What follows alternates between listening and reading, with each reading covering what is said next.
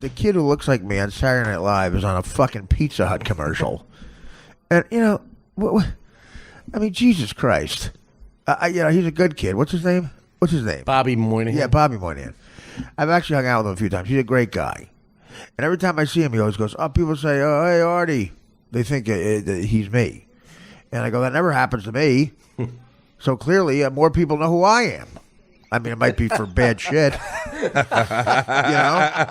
But you know, he's been on, and this kid is a talented kid. He's funny as hell, but he's never, I guess, made that mark on SNL that you try to make, where you know you get off the show. Maybe. I mean, he might have the record now. I think he's been on for like 15 fucking years, and he really, in those beginning years, he did, you know, and he looked exactly like me if you did a quick double take, and because Howard pointed it out one day on the air. He saw it, and I hadn't seen it yet. He showed it to me. I'm like, wow. You know, he does that drunk uncle thing, but you know, that's the double-edged sword of getting on a sketch show, and especially SNL. You can get lost in the shuffle there. I mean, look at Darrell Hammond. They brought him back. He did 14 years. They brought him the fuck back, and it just opened. He was, by the way, Joe Matarese here. Hey. The great Joe Matarese, man. The return of Joe. I miss this fucking kid. It's been a while. It's been a long time. It's been a really long time. Yeah. I hear you do these. This is the new recording time. I don't know. You know what? I decided to try comedian hours. I like and it. I like it better. I like it better too because I park pretty easily and I'll be able to get home fast. Well, I was going to say. So what is the? So you actually think with these hours you could get here more? Yeah, well, because I don't have to be home for. I always had to be home for the bus. Oh, when my son would get dropped. And off. obviously your wife. There's a Freudian slip. Your wife knows that you have, you know, you're going to do stand up certain nights and you're going to be out late, so you'll be doing this maybe too, right? Well, I don't know. Since I started Adderall, maybe this is a bad move, but I've been trying to go back on the Adderall and take a lot less. We have to talk about that first of all. But that makes you. Did you hear the first 5 minutes of my set after you left stage the other night? No. Okay. Because you were talking about Adderall on stage, and I think it's great. You've always been funny. I like your act a lot lately with the honesty with all that stuff because it's interesting. But you know, you were never a drug guy. And my first joke when I went on stage last night, I said, Joe's a great guy, and he's talking about Adderall like he loves it. He's extolling the virtues of Adderall, and he's talking to me about it. I was always a drug guy. I said, Joe, yeah, I know about it. We used to call it methamphetamine. Of course you're focused. I said, it's like cocaine or when you're on amphetamines, we used to pop pills that were, you could focus on, we could take it apart a transmission and put it back together in my buddy's 68 Camaro for 4 straight days. That's what we used to do. Of course you're focused. You're on cocaine. Well, I started to feel a little bit more like a drug addict than I ever had in my life, where I was going days in a row with 3 hours sleep. Yeah. And knowing that I could take Adderall the next day to get back up again. Of course. And guess what happens? You're what? Dependent on it. Yeah, and you start acting like an asshole. Well, and that's kind of what happened Saturday night at my gig, but we'll get to that later. No, well, yeah, absolutely. I mean, Cosby, unfortunately, we quote Bill Cosby. By the way, my joke is catching on the internet. You know my joke. You know Cosby has that lazy eye, and my joke is that comes from watching The Door while he's raping a chick.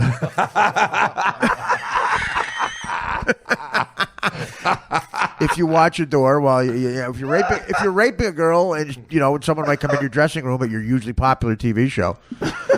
You know, you got to watch out. Tempest Bledsoe might want to have a script meeting while you're raping an extra. You know, you got to have one eye on the door. And what happens is that eye happens. It permanently happens. That's hilarious. That's good. Yeah. A lot of people laugh at that. That's what I call a room splitter. Half the people are like guffawing and laughter. The other half are tweeting that they want me to be publicly killed. And I'm like, go ahead. I like to speak to the half that's tweeting. I'm like, I beg you to fucking. A couple of people threaten to protest my show. What are you kidding me? Yeah, show up at the fucking Ridgefield Playhouse with a couple of picket signs. I'll send you out a sandwich and punch you in the face. and we'll get you know the publicity. Are you kidding me?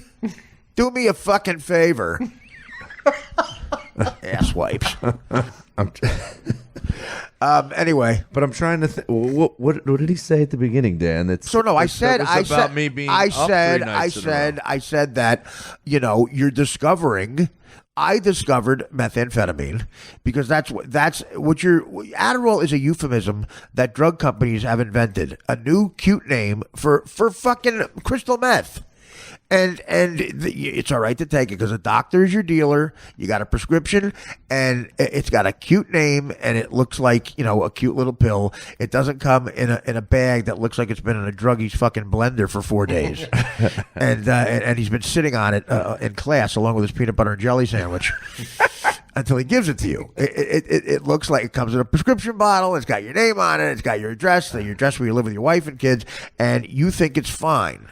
It's not fine. What's hilarious is the doctor that did prescribe it to me. Yeah. They just changed the laws in like the past month or maybe the past 2 months. Right. Where everything is through this computer. Literally, he has 30 seconds after he prescribes the medication. He has to get it in the computer. Oh, wow. He has 30 seconds, and if not, he has to redo the whole thing all over again. Well, guess what, man? After the truth comes out about Prince, that's going to turn to 10 seconds. I know. Prince is gonna they're gonna re-regulate a bunch of shit because of Prince, man. Yeah. You know how many people are going down? You're talking about an iconic guy, an icon on the level of Elvis, is outside of Walgreens on a bike by himself 4 times in 1 fucking week.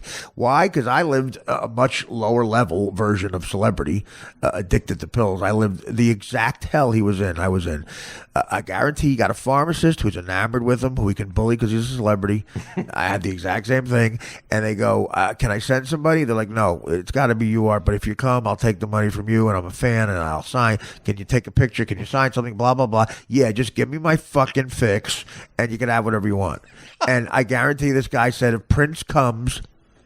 because Prince probably has his assistant call. Can I come get it? No. If Prince comes, I'll give it to you. And that assistant's going down because guess what? He's compliant. He knows what's going on. So the assistant's going to go down because Prince's family's going to insist on it. And so are the cops to make an example of it. And that pharmacist's going down. The pharmacist has to have an ally in the pharmacy. So that guy's going down. Maybe the pharmacist's assistant, an intern at the pharmacy, the guy who delivers it to Prince sometimes. They finally go, we can't deliver it anymore. You got to come here. And Prince goes, well, I'm Prince. Just wait outside. Wait outside on a bicycle. Yeah, but some of the other people that I help out do that. Yeah. Are they Prince? Because I'm Prince. Are they world famous? I'd be world. I couldn't do that in Prague. We're in Minneapolis. We're in the ground zero of Prince Land. You want me to hang outside the Walgreens on my Huffy 3-speed? What are you kidding me? The other guys you help out do that. You talking about the guy who manages the Texaco station? This is the 4th time this fucking week.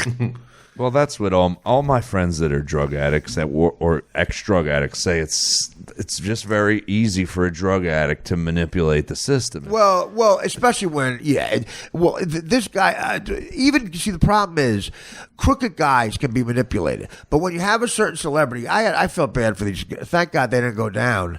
Back when I was on Howard, because I would have had a big time guilt trip with it. Because I didn't want to go to a dealer because I got recognized through dealers on the road, and that I don't know how I beat that. But a couple of people called into the show, and Howard did me a solid a couple of times. A couple of guys got through, and I tried to blame it on my bookie, which actually was my bookie a couple of times. But nice pharmacists though that wouldn't do it for anybody else. You can bully into doing it because they're fans. Because they feel bad. I would tell them, look, I can't get on stage and withdrawals, and they would give it to me. And but you're right, Joe. A druggie learns how to be a con artist, and one of my friends is an ex-heroin addict. He's been clean for like 6 years. Well, and you're never an ex one. Well, yeah, he's been clean. He's been clean for 6 years, and he's got ADD, like even worse than me. Yeah, I'm sure he does. And and he was afraid to go on it, and then his doctor said, "Well, you should go on extended release," they call it. Because you take one. He goes, they don't realize that a drug addict can bite that thing open, of course, and then do whatever he wants with it. Guess and it's what not happens? extended release anymore. And guess what happens? You don't get your immediate fix with the extended release. So you get very frustrated. I did that too. I said, "What the fuck?" I called the guy and go, "What the fuck? I'm not high." And he goes, yeah, well, it releases throughout the whole day. I'm like, I don't want that. I don't want that. I don't want the drip of a version of a pill. I want to get high. I'm on a plane and I'm over St. Louis. I'm not high because you're extending it. When can I be high? But probably around Denver, you'll be high. Great. It's terrible. My stupid doctor actually said to me, that's a great way to start a sentence. Yeah. My stupid doctor. Well, I'm not seeing this guy anymore. I'm done with him.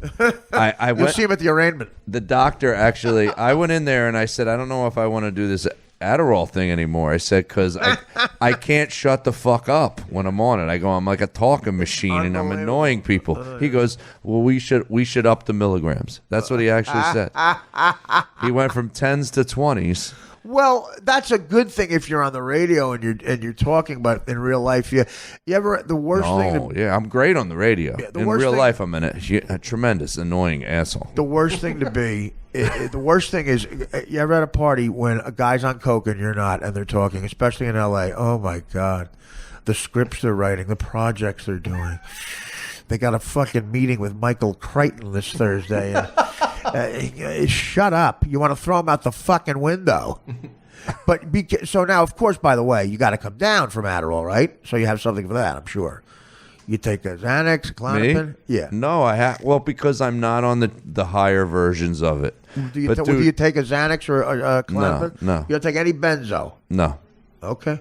So you just naturally come down? I think because I don't have addictive personality in my genes. Yeah. Like a 4 or 5 days go where I go, oh my God, I'm not sleeping, and I'm like doing the drugs to get back. I'm going back to the 10s, and I just lowered myself way back down, and I was back to normal fast. That's great, but so there's nothing you have to come down from the Adderall. You just naturally come down from it. Well, they last 5 hours. I wait the 5 hours, and then they're down. But they're not so high that when I come down, I want to kill people. It's not a crash. No. It's not a bad crash. It's a deal with a bullet. Okay. I bet if you were at like 50, like...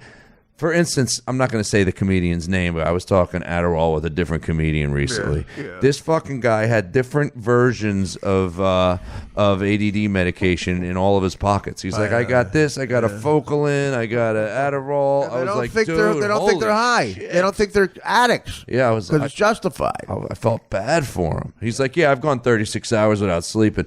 I'm like, dude, I went 36 hours with just 3 hours of sleep each night, and I felt like I was like such a worse version of myself. Sure. And you start to, your appearance starts to go, and then, of course, whatever you took the Adderall to do, you realize that's all you were able to do. Mm-hmm. You can't do anything else. I mean, it's good that you're like that. Well, it shows you have responsibility because you got a lot of stuff to be a non-addict for. You got kids and wife. Now that I think about it, I guess you would say, did you take benzos? No, but I would drink a little bit of alcohol to go to sleep. That's a drug. It's a version. Yes.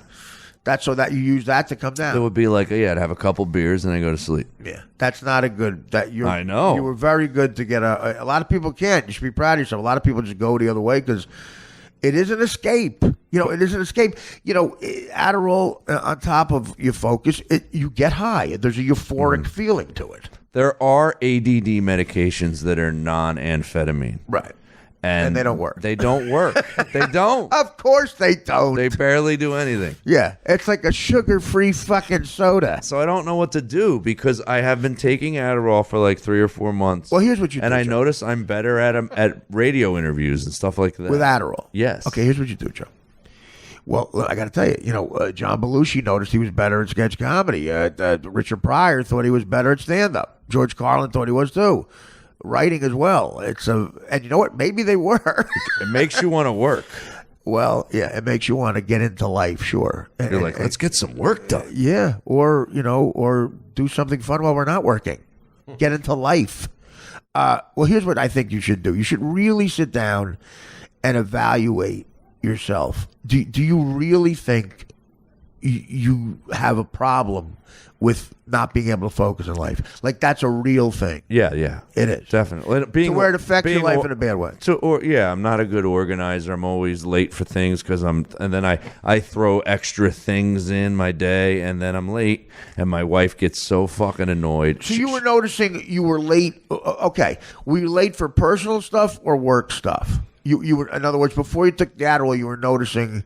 Oh, hey, I don't think the Adderall. I actually don't think the Adderall was fixing that. Okay. That's why now my wife wants me to go see some sort of therapist that can help me with organization. So wait a minute. Oh, and God. On so you top, take the organization amphetamine? so this amphetamine helps you organize. I don't think she thinks the Adderall really is doing much. She goes, maybe you don't. I don't know. She goes, you're just not organized. You need to organize. You're late for a lot. If the Adderall isn't doing much and you believe that, you should completely cut it out of your life because there's no reason to have it. I'm so tired when I don't take it. Yeah, but Joe, not if you don't take it for a month or 3, that'll go away. That'll go away? Yeah, of course it will. You're still on that, pattern, and your body hasn't fully gotten it out yet. Mm-hmm. You got to give it a... I've always been that guy, though, that people can call me at 4 o'clock in the afternoon and they go, did I just wake you?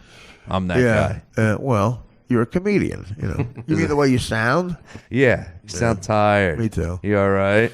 Yeah. Or do you ever have radio guys do this? Like 8 seconds into the phoner, they go, "You all right, man?" Absolutely. You're like, "What? I just said hello." Yeah. How did you detect sad in hello? Yeah. You sound like okay. Listen, Bunky and Bernard. You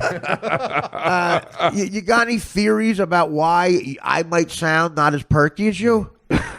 You got any fucking hypothesis? You come with your fucking dumb head before you ring the Z Morning Zoo bell in fucking Portsmouth? I'm a comedian. I'm up all night. You just woke me up at 6:30. I went to bed 2 hours ago. 2 hours ago, I was doing cocaine off a waitress's ass from the Chuckle Hut. Okay, you were getting up and having your fucking NutriBullet shake. Isn't it amazing? Your fucking fat wife. So why are you a little more perky? I've had people actually yell like from the back. You don't seem like you're happy. This is comedy. Like at a club, I go. You think comedians are happy? What research have you? You haven't done any. Yeah, this is comedy. What do you want? I'm like, Robin Williams fucking like hung himself, right? Exactly. Like, what are you talking about? If you saw Robin Williams do a talk show appearance, you would think this is the happiest guy on the planet Earth. This is the happiest guy on the planet Earth. What you didn't know was what that was masking. You don't think maybe he was trying like hell to be happy on Letterman because when he got off Letterman, reality hit him in the face. 2 divorces. Your kids will look sort of elfin. They're fighting with each other. So, do you want to hear about the sad thing or the fucked up thing that I did at my gig Saturday night? Well, yeah, sure, but we got time. No, this connects. I don't know when you want to drop it in. Joe, you teaching a podcast class? So you're saying basically, okay, I got you on the Adderall stuff. What do you? Yeah, I know exactly. I just was like, don't get carried away. But it sounds like you know that. You said that right away when I was first starting it. I remember. Yeah, well, listen, I've been down that road, every road, that road, and you're way more responsible than I am. But it sounded like while I was listening to you on stage, it sounded like you were a little too thrilled with the Adderall. And well, because that joke's maybe is 6 months old, right? Okay. If the stuff that I'm doing now is more, well, I don't do stuff really about Adderall anymore. It's more if you would listen. To what? Well, like if I was to say what I'm talking about that's really about my life now, it's not about medications. But it's about a negative thing. So maybe Adderall did start some sort of negative thing. What negative thing? Like I have a lot of jokes about divorce and fighting. What, were you trying to tell me something? Or are you getting a divorce? No, but like I have I have jokes about how I've had fights with have you ever had a fight that's so bad with a girl that in your head you're going, let's just end this shit. Oh, you're having this lazy voice in your head, just end it. It sounds like you're doing the Chris Rock last 3 HBO specials. Yeah. Before you know it, he's in the paper giving half his shit away. Yeah. Well, Is there trouble in paradise? You're right over there. Or what? No, yeah, it's fine. It's fine. Well, it's an uphill battle, man. I gotta tell you, man. I know marriage is especially fucking hard, especially nowadays, because other options in life are so in people's face now. It was easier to stay married to our grandparents' generation because they didn't walk by.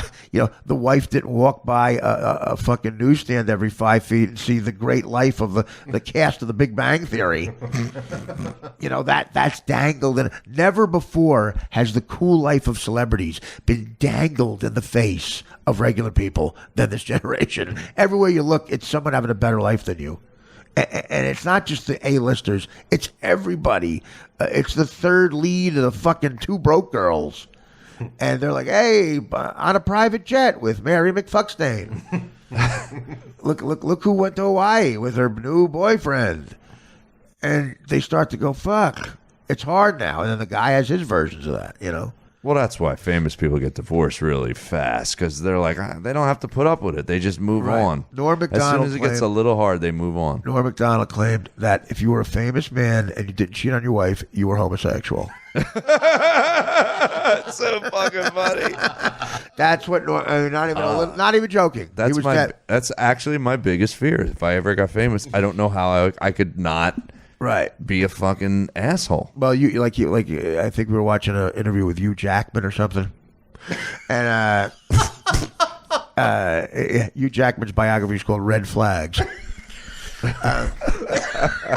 His wife is 86. She's matronly. Yeah, he has an old wife. Yeah, right? yeah. Adopted kid. Surrogate child. He's big at the theater. Very big at the theater, dancing.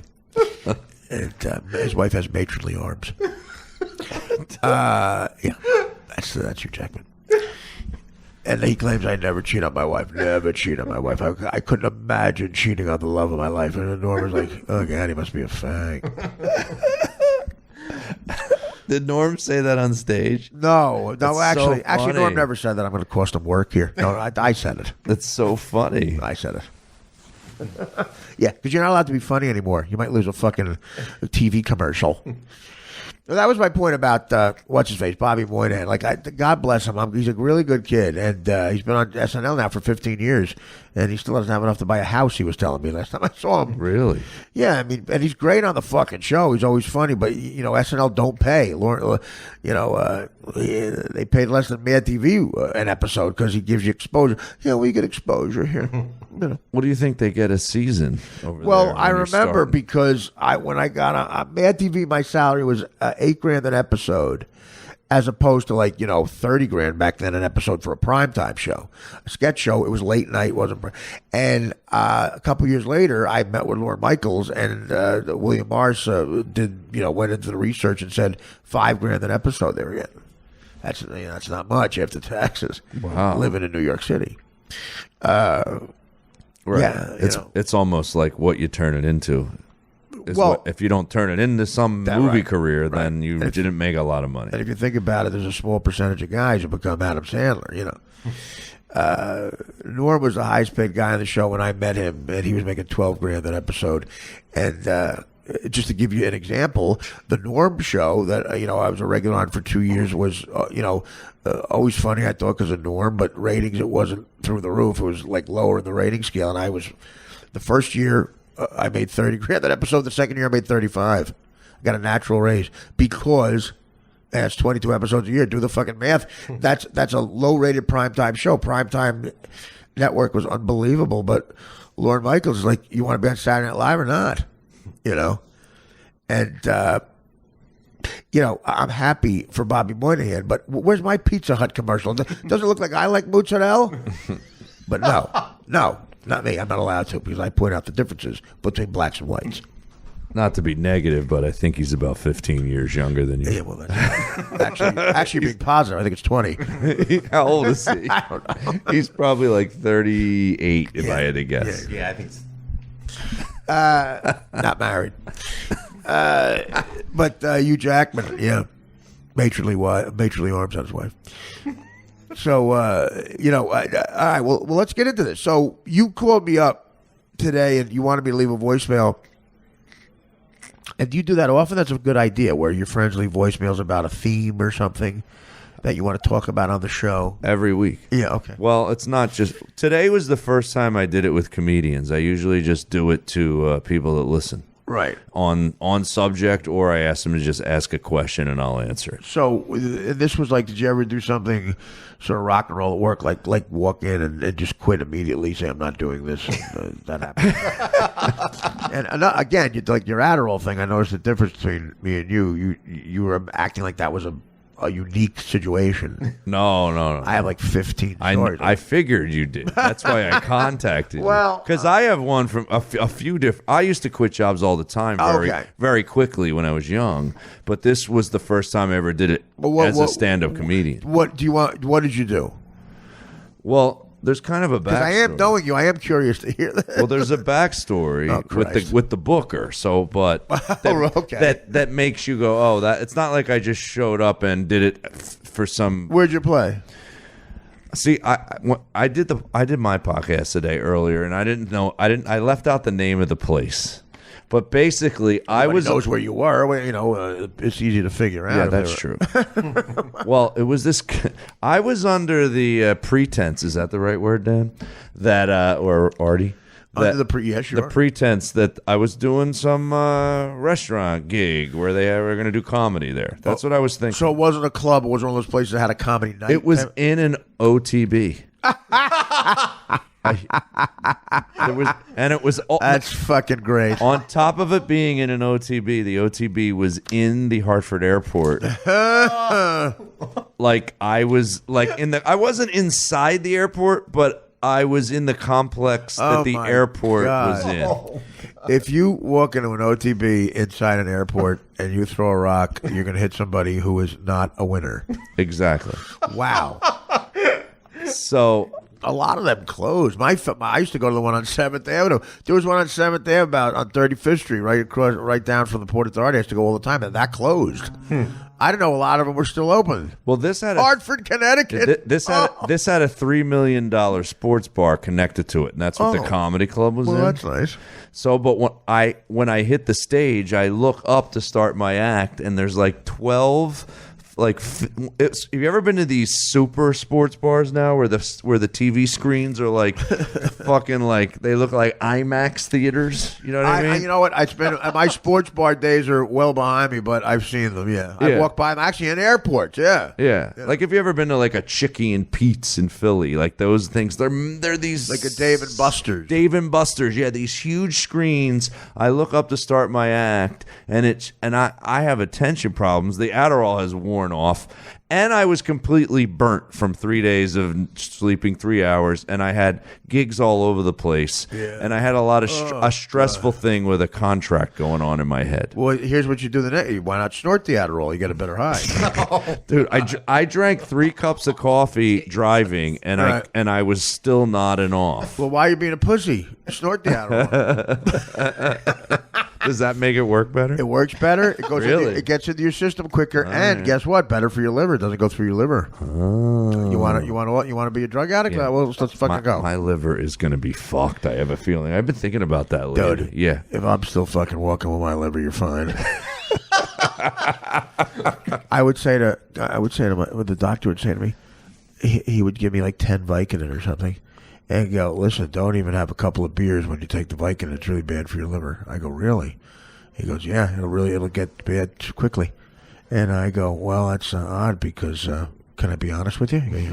For the last 20 years, there's been several times in my life where I've gone through 6-month periods where every day I have about 80 Vicodin and a carafe of whiskey. Every day. Matter of fact, I've crushed up Vicodin and put it into whiskey in the morning. With cocaine. How do you explain that? The doctor goes, I can't. So, I mean, they try to scare you. Don't worry about it. Yeah. Yeah, you're fine. Well, this booker on top of it had not wanted me to cancel the gig. I had this other gig the night before that originally was supposed to be the Saturday night where the OTB extravaganza was going down. Oh my god! So he goes, if you cancel, I'm gonna never use you again. So I ended up. Wait. Is it like Dan? Can I have some of this? Put some water in there. Thanks. So what is it? Would that really cut into your income? No, I realize now, but I was being nice because like. He's passive aggressive. This guy with his shitty things. Yeah, you would probably know his name if I said his name. Connecticut. That's all you. Who else books Connecticut? Okay, all right. Yeah. This guy booked. He's Mr. Connecticut. Okay. So the guy who went on before, both comedians that went on before me killed. Right. They were doing great. Thanks. Yeah. But I was in a bad place at the OTB. Yeah. Yeah, you were at an OTB. You were in a bad place. Exactly. Like, these guys must just be thrilled to be doing a gig, I guess. Well, are they older guys? How are they? The MC was older, like a radio guy. He was the radio guy who interviewed me during the week. I had to do like four different radio shows to promote this. Oh, the radio guy who interviewed you was at the gig? He was the opener. Oh, God. And he was like a headliner when I started, and now he's a radio guy. Hey, Joe, why are you so down, buddy? You got to come out with me and the missus tomorrow. You going to stay in town? Are you over at the Marriott? Yeah. Listen, I'll pick you up tomorrow about 9. Me and my son go to batting cages. You're going to... My buddy Al owns the biggest Ford dealership in the county, and if you want, we could go watch him play softball till maybe 4 or 5. They've always got something great to do. Joe, what's up? Well, you're looking down, man. It's a great crowd. It's a great crowd. And isn't it great that we do comedy for a living?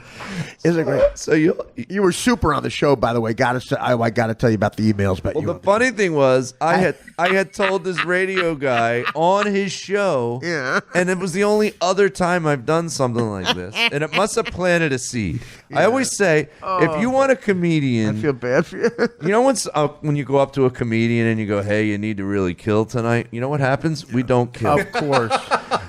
Like, I hate when bookers do that. I know. Don't they know their job? You know, how long they've been around us. Don't they know not to do that? Well, the booker came up to me and he's like, "Oh, this middle's really killing. Do you want to, like, because I've already had that happen with this booker where he just books the wrong guy to go on before me. So this night, the guy who went on before me is this really, he weighed like 500 pounds. He's wearing, I call them Big J. Okerson shorts. You know what I mean? Those shorts that almost touch the ankle. Do they come with a chain in the back pocket? Pretty much. The guy did like, and I'm not going to slam the comedian. He was fine, but it was not. He was fine for this low-level crowd. He did a lot of pot jokes, right? And he had this long midget joke, right? Yeah. So I go on after him, and I go, "Why is it all guys that smoke a lot of pot always have a long midget bit?" And I get like 0. Was it like he was when you're high, it's fun to laugh at a midget or something like that along those lines, or were they connected? Were the pot and the midget joke connected? I stopped listening. Yeah, I love those guys with the pot bits. Like, yo, you guys ever see that bong? You got that bong? This is not a bong. Shut up. Just shut up. You're so fucking cool. You smoke pot. I hope this has the ending I'm hoping for with this story, because I hope this is the rock and roll. Yes. I hope you put people in their fucking place here. Well, I went on stage. I didn't try to be nice for 1 second. Good for you. I immediately look up and see all the fucking huge screens in my face. And I say, wow. I said something like... I hope you said the N-word. I didn't say the N-word. There was a guy sleeping on his like 400-pound girlfriend. He was like, was that his version of My Pillow? I go, "Are you all right, man?" I go, "You better." If you don't get a good sleep on mywife.com, mywife.com, I guarantee you a great sleep. I never knew the connection between an enormous wife and sleeping. He's sleeping on his wife's stomach. He's not sleeping, but he's laying down on her. Oh, my God. That's hilarious. He's using his wife as a fucking couch. Oh. At an OTB. Yes. If you're sleeping on your fat wife at an OTB, just fucking light yourself on fire. The only thing you could do is maybe make a spectacle out of killing yourself, so you leave something not boring, and, like, I don't know, leap off the Golden Gate Bridge in a Mickey Mouse shirt or something. Dress up like Donald Duck and leap off a bridge. To do something to leave a mark, but leave this earth. You're sleeping on your fat wife in an OTP, and you're watching the radio guy kill. Hey, look who it is. It's Debbie and Donnie. Debbie and Donnie are always at the shows. And you were the fourth caller. That's right. You guessed that it was Blue Oyster Cult. You guessed it was off Blue Oyster Cult's third album. And that's right. We got a great show tonight. Well, I tell this guy on the radio. Just blow your head off. I tell the guy on the radio when he interviewed me how I had done a gig up in Framingham, Massachusetts. I know it well. Hey, Joe, you seem down. Yeah. So this is the only other time they had done something like this. I'm doing this gig in right outside of Boston. Yeah, about 16 miles outside of Boston. Yeah, and there's no one in the crowd. They're going to cancel the show, and the owner goes upstairs and decides to let everyone from the wedding reception and that was in the wedding hall upstairs. He goes, you guys can come and watch the show for free. That's fucking great. So they're wasted. How great would it be if we charged them? I'm middling Frank Santarelli's headlining. Right. And some guy I don't remember it was emceeing. The MC goes up. The crowd's yelling at him through his whole act, right? And then I go on after him. And they start yelling at me. And I look at them and I go, oh, you motherfuckers. And I unplug the microphone, put the microphone in my front pocket, and walk out to my car and lock the door. That's fucking great. Show over. I'm serious. Frank Santarelli couldn't go on. The show ended. That's fantastic. And then I went back in. What made you think of that? I have no idea. But I went back in, and the owner goes, I apologize. That was my bad. Oh, that's he apologized. great. Oh, it's great that he knew that. Yeah. That is wait, first of all, you thought of walking off, and then how did the mic thing hit you? That's a stroke of genius. Well, this is what's crazy, because it happens again this past Saturday. I say 4 really mean things about Connecticut, Northern Connecticut, right? OTB / whatever slash the sports bar slash the radio guy. Hey Joe, I thought it was a little out of line to bash me there. Yeah, I was with you with the OTB. I was with you with the rest of the stuff, but I tell you what, I mean, we do a good job on the show, and I thought you enjoyed it. And to mock me, to mock my wife, to mock my buddy who has the biggest Ford dealership in this county, who I was going to take you to a softball game tomorrow, to mock my attitude, to say I'm phony, to call me a hack. To say that my Jethro Tull records were not that interesting when I was telling you about them is just a real slam that I'll never forget. And we plugged the hell out of this show, and I know we didn't sell one ticket. That is a bit of a disappointment. I'm not going to lie to you. Yeah, that was the other thing that annoyed me. That the door deal was I got $7. The door deal. I got $7.50. You can have the actual door for every. We're going to give you the door. Nobody showed up. You have a door deal, so you can have half the door. We're going to give you the whole door. Just take the We're going to change it anyway. Just the screen door. So to tell people, this is a screen door. I had a screen door deal. You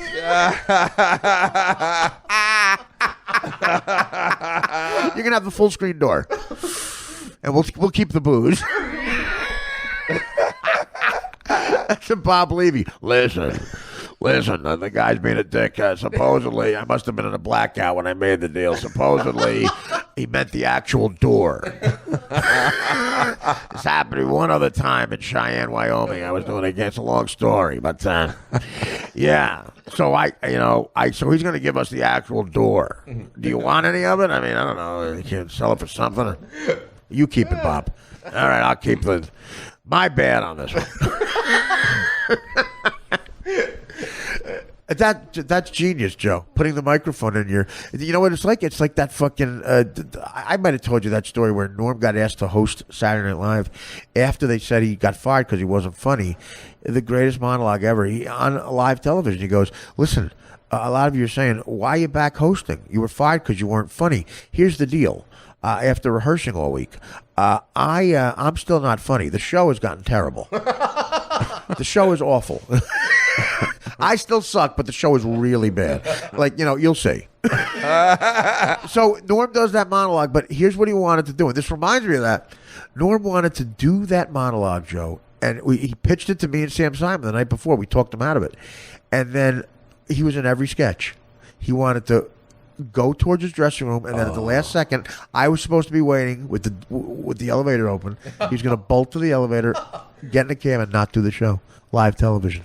He was in every sketch.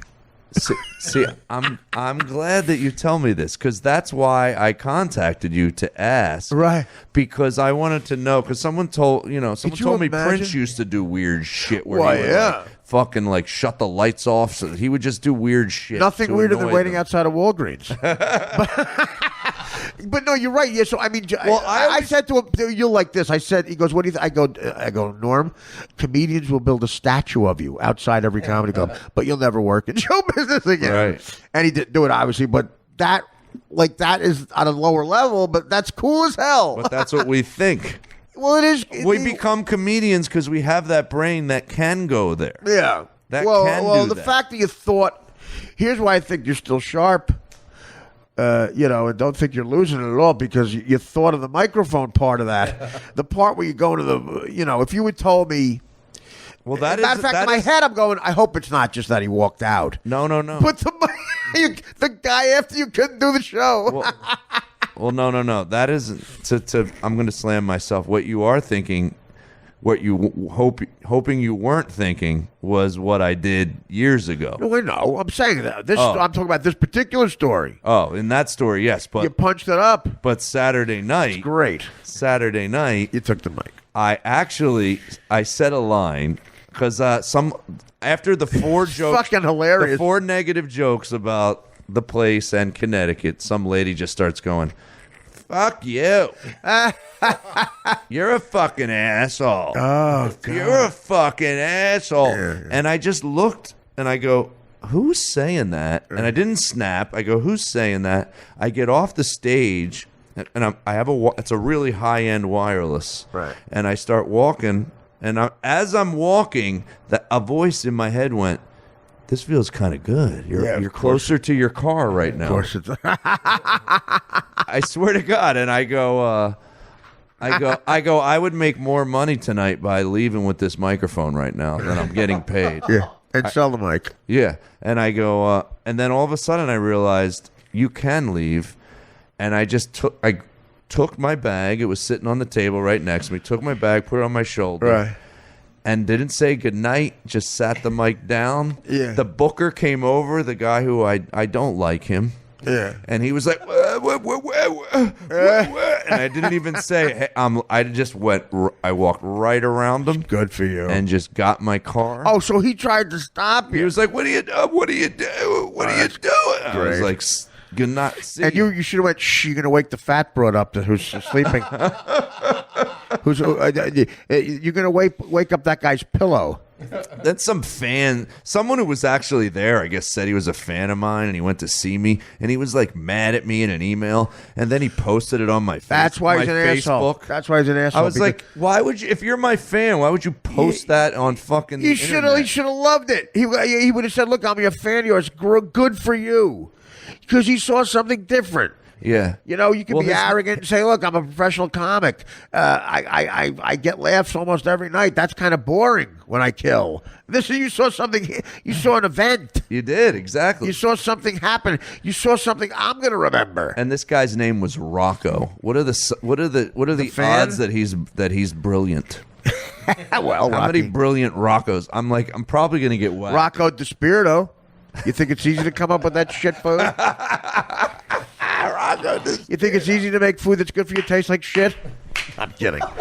I was on his system for a while. But you've never just said no, not tonight, and walked off ever in your whole comedy career. No, never when I was never in there. comedy. It's amazing. Never when I was there. No, when I got there, I've always gone up. Really? There's times I haven't got there. Again. Never bailed. There's company. Look, I've bailed and not left my apartment, because I was in with, full blown opium withdrawal. That's different. But no, never when I'm there. I've always gone up. Oh, I went up. But that's what I mean. No, I've never. Always got pit. You you mean on stage? In the middle stage, I said, fuck this. I went up. There were times I've done shows and, like I say, full blown withdrawals where halfway through, I got to do an hour. Like 28 minutes in, I realized I'm probably going to shit my pants. And thank God the Lord never let that happen. Like there's times when you're in an opiate withdrawal where when the constipation goes away, it just falls out of you. You go through a withdrawal. And you realize there's a reason people don't leave the house for 5 days when they're in withdrawals because disgusting things happen. Right. And I'll never forget, I was on stage in Orlando, Florida, a very perky Orlando crowd. Guys in the front row with flip-flops. The overly tan people who have money for no particular reason. And they all have a hot tub that they want you to go to after the show with their wife and him.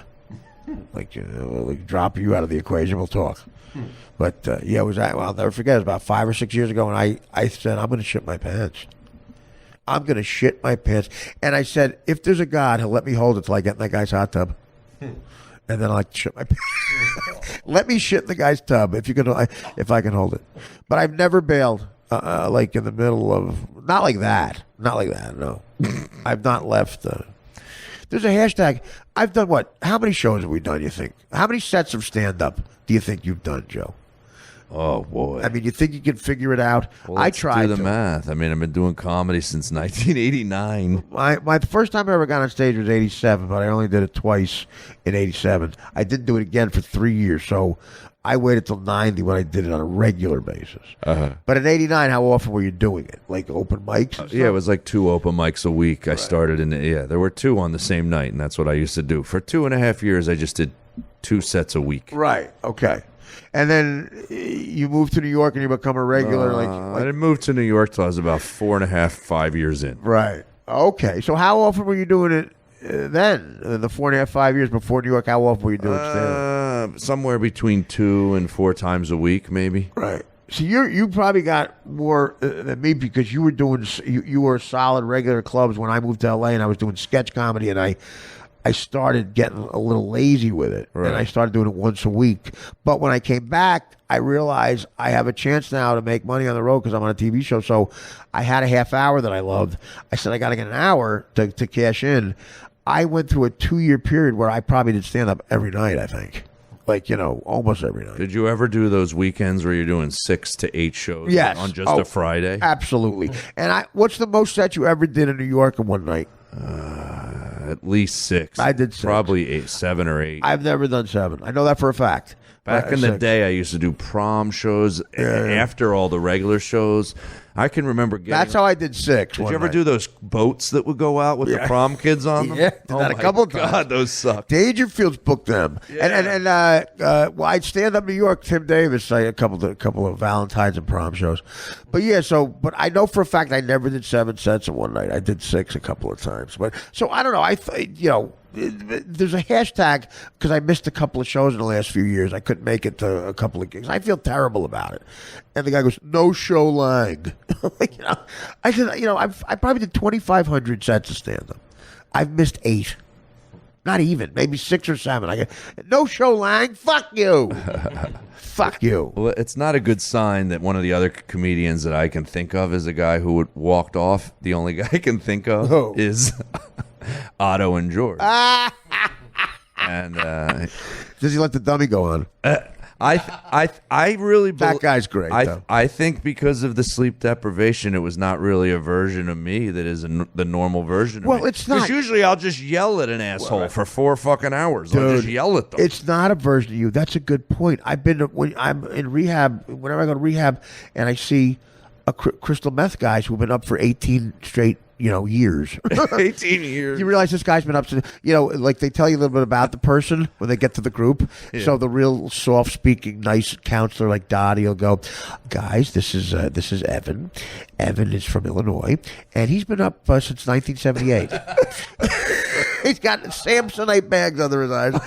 And, the sleep deprivation is a form of torture. The Nazis that's how they get shit out of you. Eventually you have to sleep. So you're not you. You're not you at all. Right. And again, a lot of these kids use it to take tests, and they can ace a test on Adderall, but they realize that after they ace the test, they need 2 days to crash You can't live life like that. You know how to get an A on a test with Adderall, but that means shit because you can't do that in real life. You need a couple of days to recover to come get over being up for 2 days studying to get the A. See if you time it the right way, and you're some kid, and you wake up in the morning and you take Adderall to take the test. It wears off at 3 o'clock in the afternoon. Right. You're not up for 2 days. But here's the thing: in the beginning, when you're still functioning, you time stuff out properly. Right. That goes away if you keep doing it. You don't start timing stuff properly. Yeah. When you become horribly addicted to a drug, you start going, wait a minute, I'm not timing stuff properly. Wait a minute, I used to plan this out better. Yeah. I used to be able to pack everything for a show, but now I'm a junkie and I have no socks. Right. And then so I'll do the show without socks. Then someone goes, Artie didn't have socks on tonight. Is there something wrong? But another thing that I could easily see happen, because I was seeing it just in those 3 days. If you have some other slight addiction that isn't a drug thing, what is it? Well, what? It can happen. You mean gambling or sex? Sure. It'll start fucking tapping right into it. You're up, your lack of sleep, and it's 2 a.m. There's 2 things you can do. It's either fuck a hooker or gamble. Right? Well, you could get both. How about this? You can get both in one thing. Fuck a hooker, is an IV drug user. That's a gamble.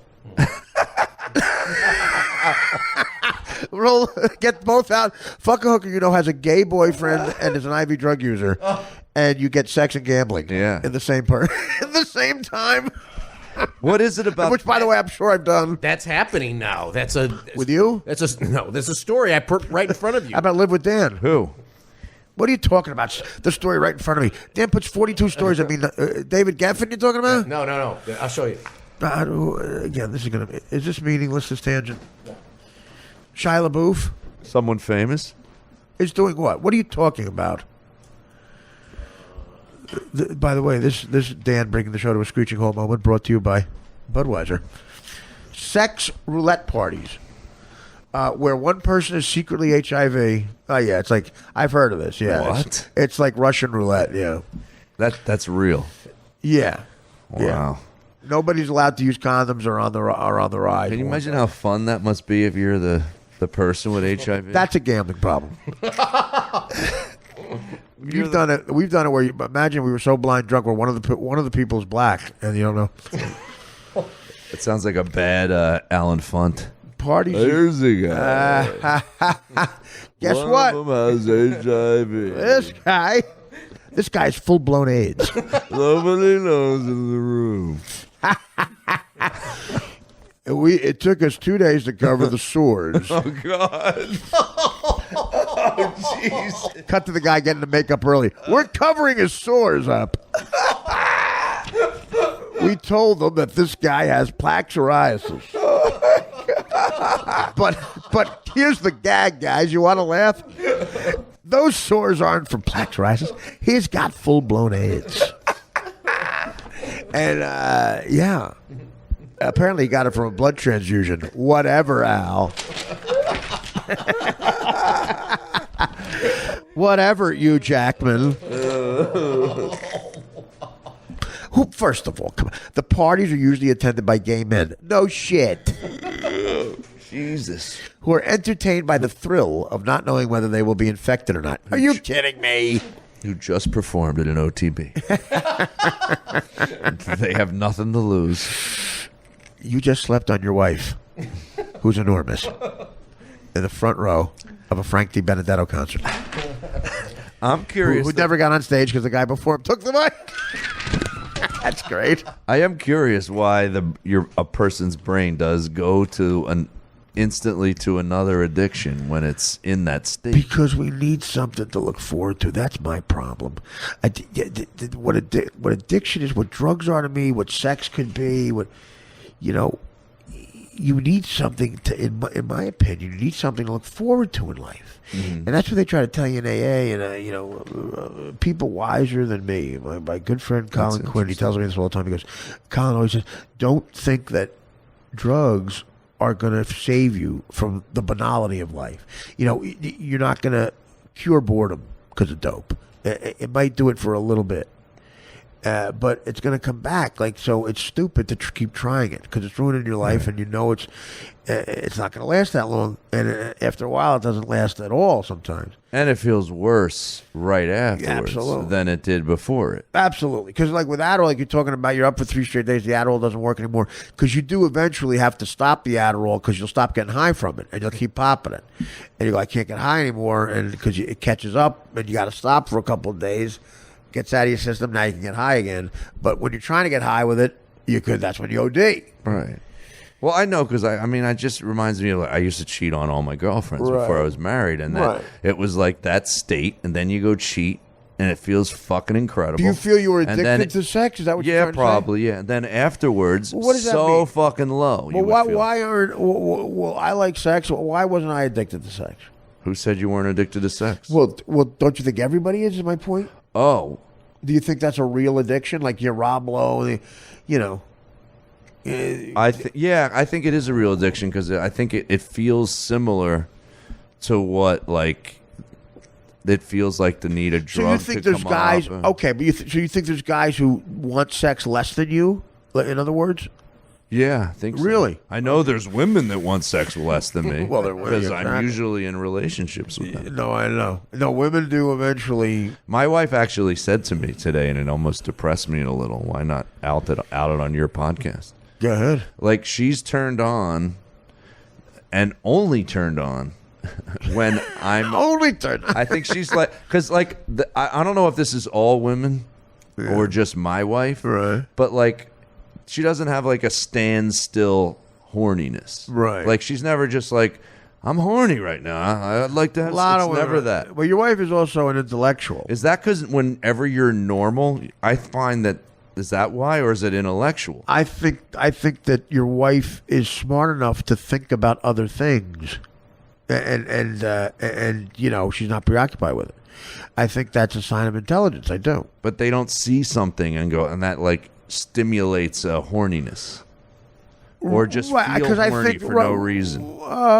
Yeah, I think maybe. Yeah, when you're someone who is capable of thinking deeply about other things in life, you don't have to go there. I think I really do. Yeah, I think like Madame Curie, before she discovered boron, didn't want to blow somebody. It's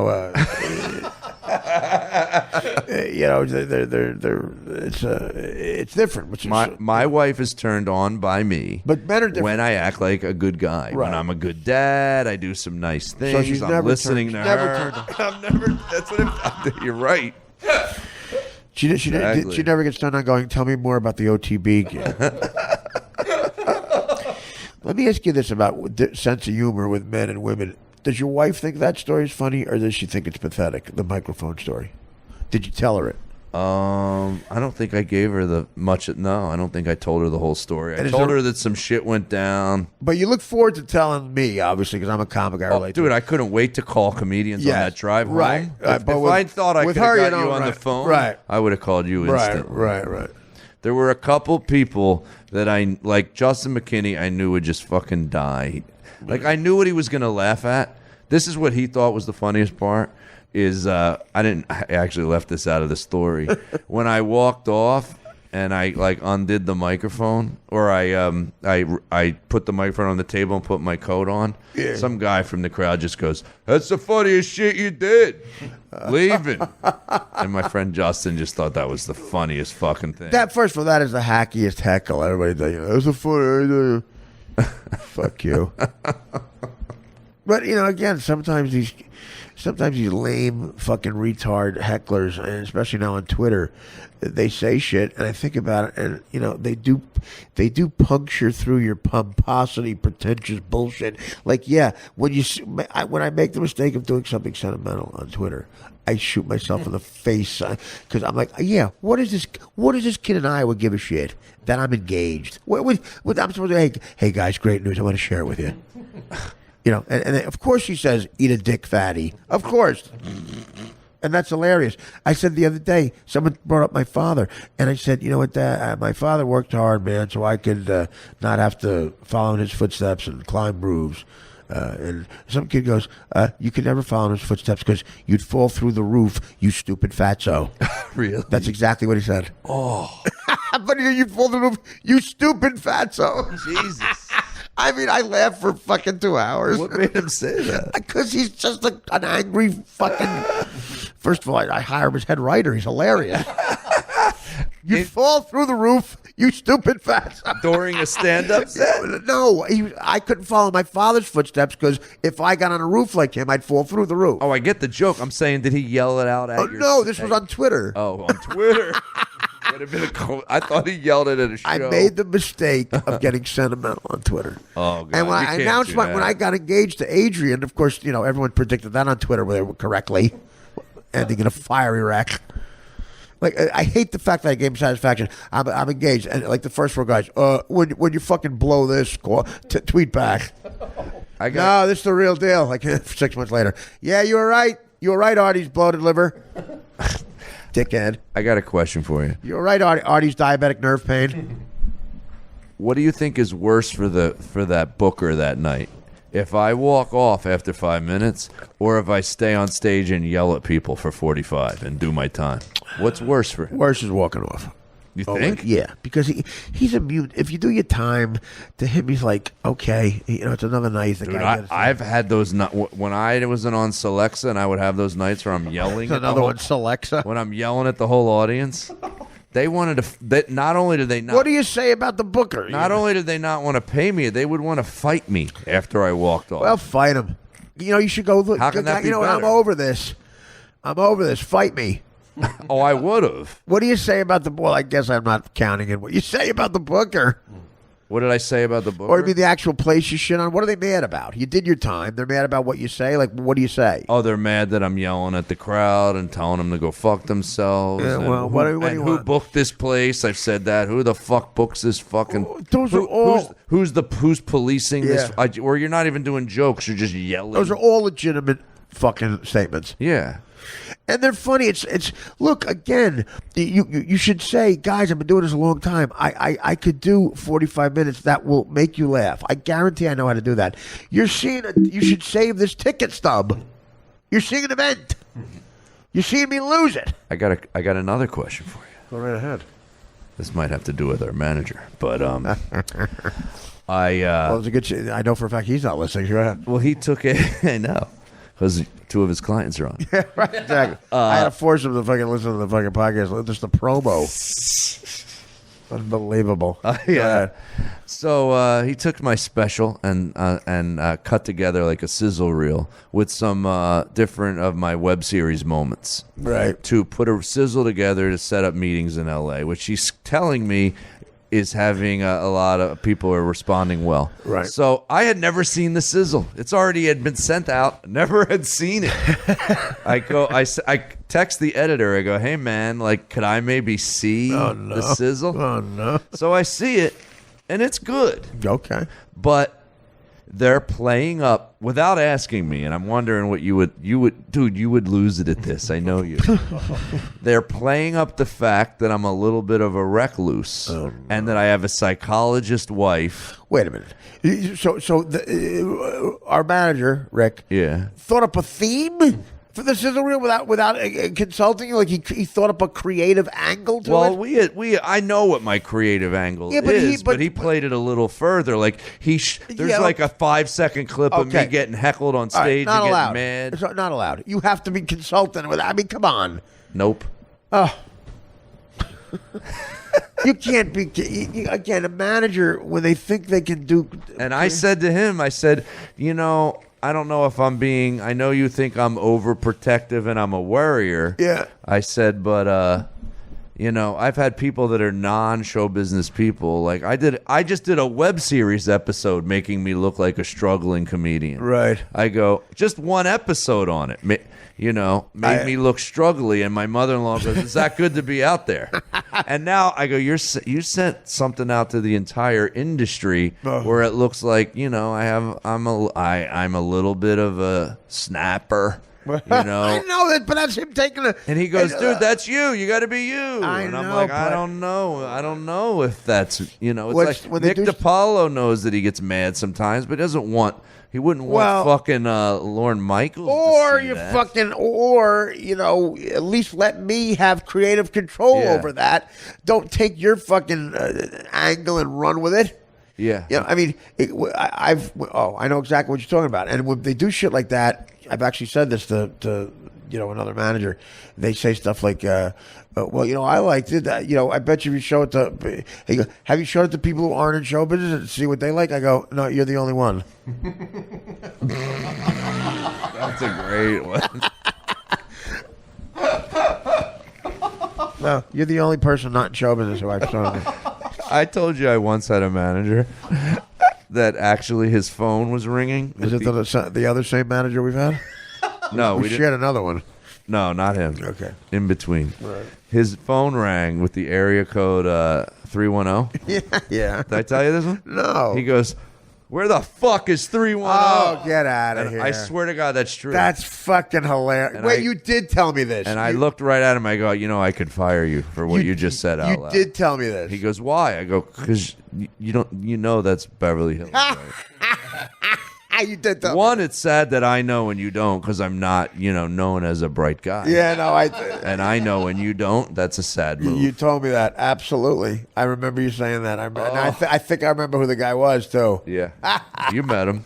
Yeah. He lived in Hobo Of course he did. that one time. Yeah, I know what you're talking about. That's great. That is great.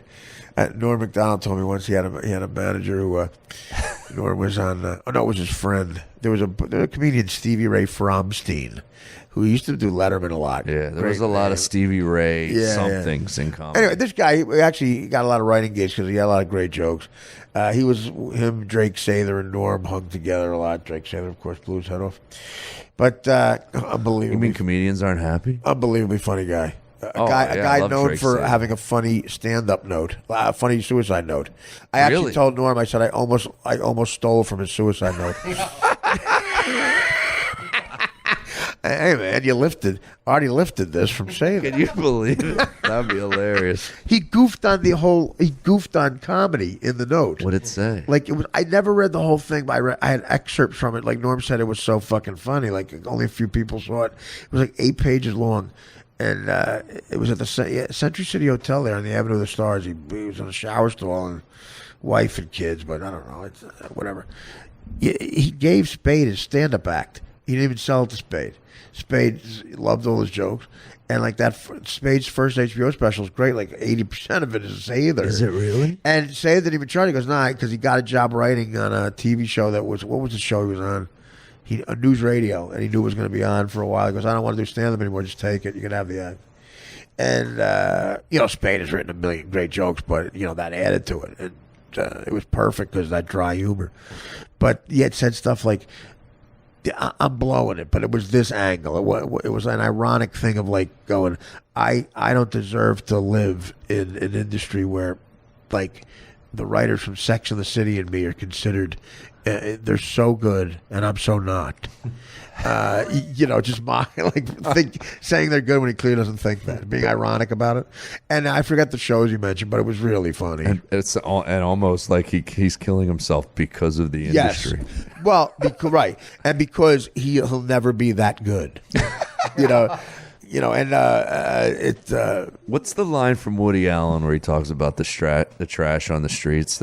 That's where they put their television shows or something. There's some line in Annie Hall where he goes to L.A. for the first time. That is, he's talking to his manager. He's talking to his friend who was out there, and there's no trash. Right, there's no trash on the streets out here, Max. He goes, yeah, that's because they put it on the TV shows. Yeah. Yeah, that's it. That's Annie Hall. He's talking to Tony Roberts, Yes. who was out there. Yes. There's no garbage on the streets, Max. Yeah, because they put it on the TV shows. I'm paraphrasing, but you're right.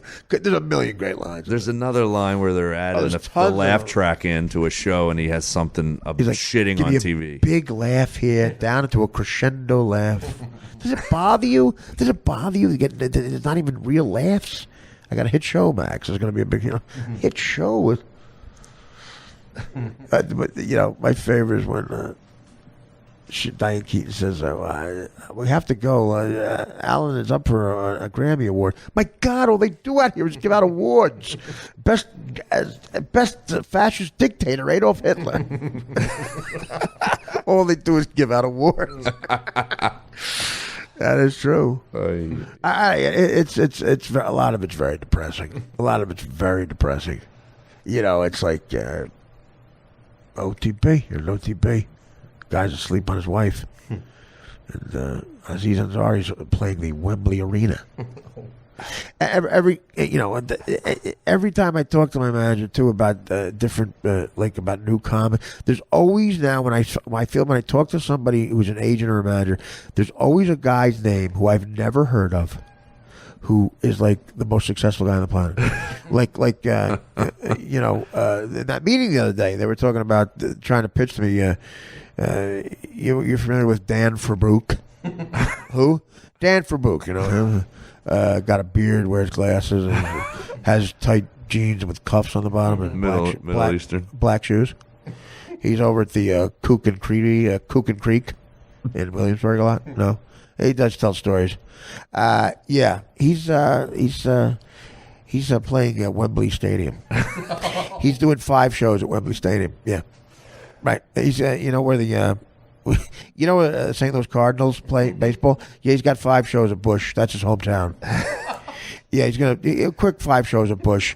He's warming up for a special at Pac Bell Park in San Francisco, where the Giants play. Yeah, they're going to put chairs in the infield for him.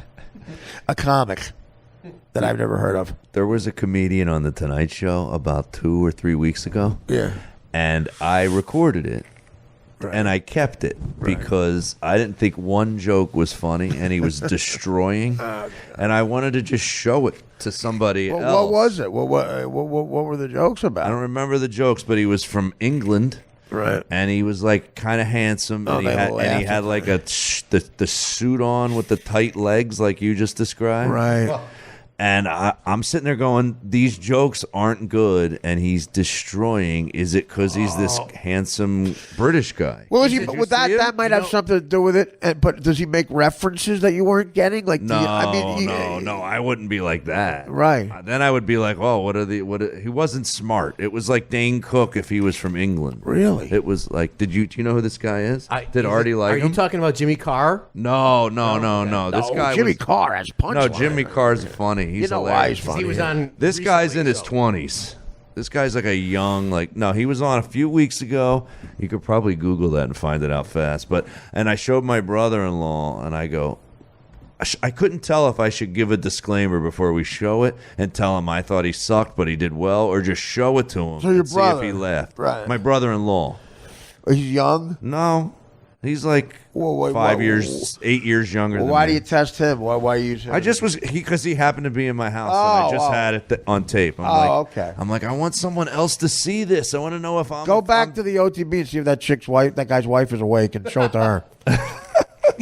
He looked like that guy that was just on the screen a second ago. All these young guys, all these guys look the same.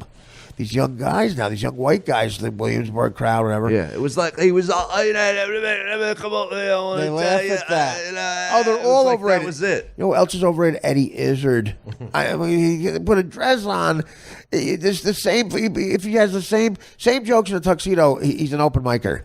Exactly. Puts a dress on, and he's considered brave. Are you fucking kidding me? Oh, wait, you just all of a sudden made me think of an obvious joke that he did. With this guy something about it was something about like how much more people in England can drink, right? And and how he couldn't believe what a DUI was here versus in England. It was like hacky. 5 beers in England with a designated driver. That's what it was. God. And I was like, you got to be fucking kidding me. I think I wrote that joke day 3. That's the hackiest shit. We're the designated driver. The difference between London and New York. Okay. He has like 12 development deals. Of course he does. I know. He sounds like he's going for the Russell Brand thing. Yeah. But you could understand a word he was saying. Right. It wasn't like so thick of I never got Russell Ron. Brand. I can't understand a word he's saying. Never got it. Never got what the fuck's going on. He there. faded out, right? Yeah, he's done. He's done, right? Yeah, I mean, he should be. You can't do that much shit. I mean, how Arthur? I think that's him right there. Jack Whitehall. Who the fuck is this guy? Sounds Look at like that. him. Look, he's like handsome with really blue eyes. Fuck yourself. Easy, Liberace. Yeah, no, that's true. Like, that's the thing. Like, Trevor Noah, took over for Jon Stewart. He's not lighting the world on fire. People are, no kidding, because you hired an underwear model. Yeah. I had a premise that I just couldn't get funny enough. But that was the premise, that there's these brilliant American guys sitting at home and you're giving talk shows. People said that to me when Gary Shandling died. How do you feel? And I go, I'm fucking pissed that guys like Gary Shandling and Norm Macdonald weren't hosting. They weren't next in line. Well, yeah, you're. Well, I mean, listen, a lot of it you have to show up. But you don't think Gary Shandling would have shown No, up? I'm kidding. I think Shandling got very depressed. Shandling made a lot more money than you think from the Larry Sanders Show, and I think he got very comfortable in life. Yeah.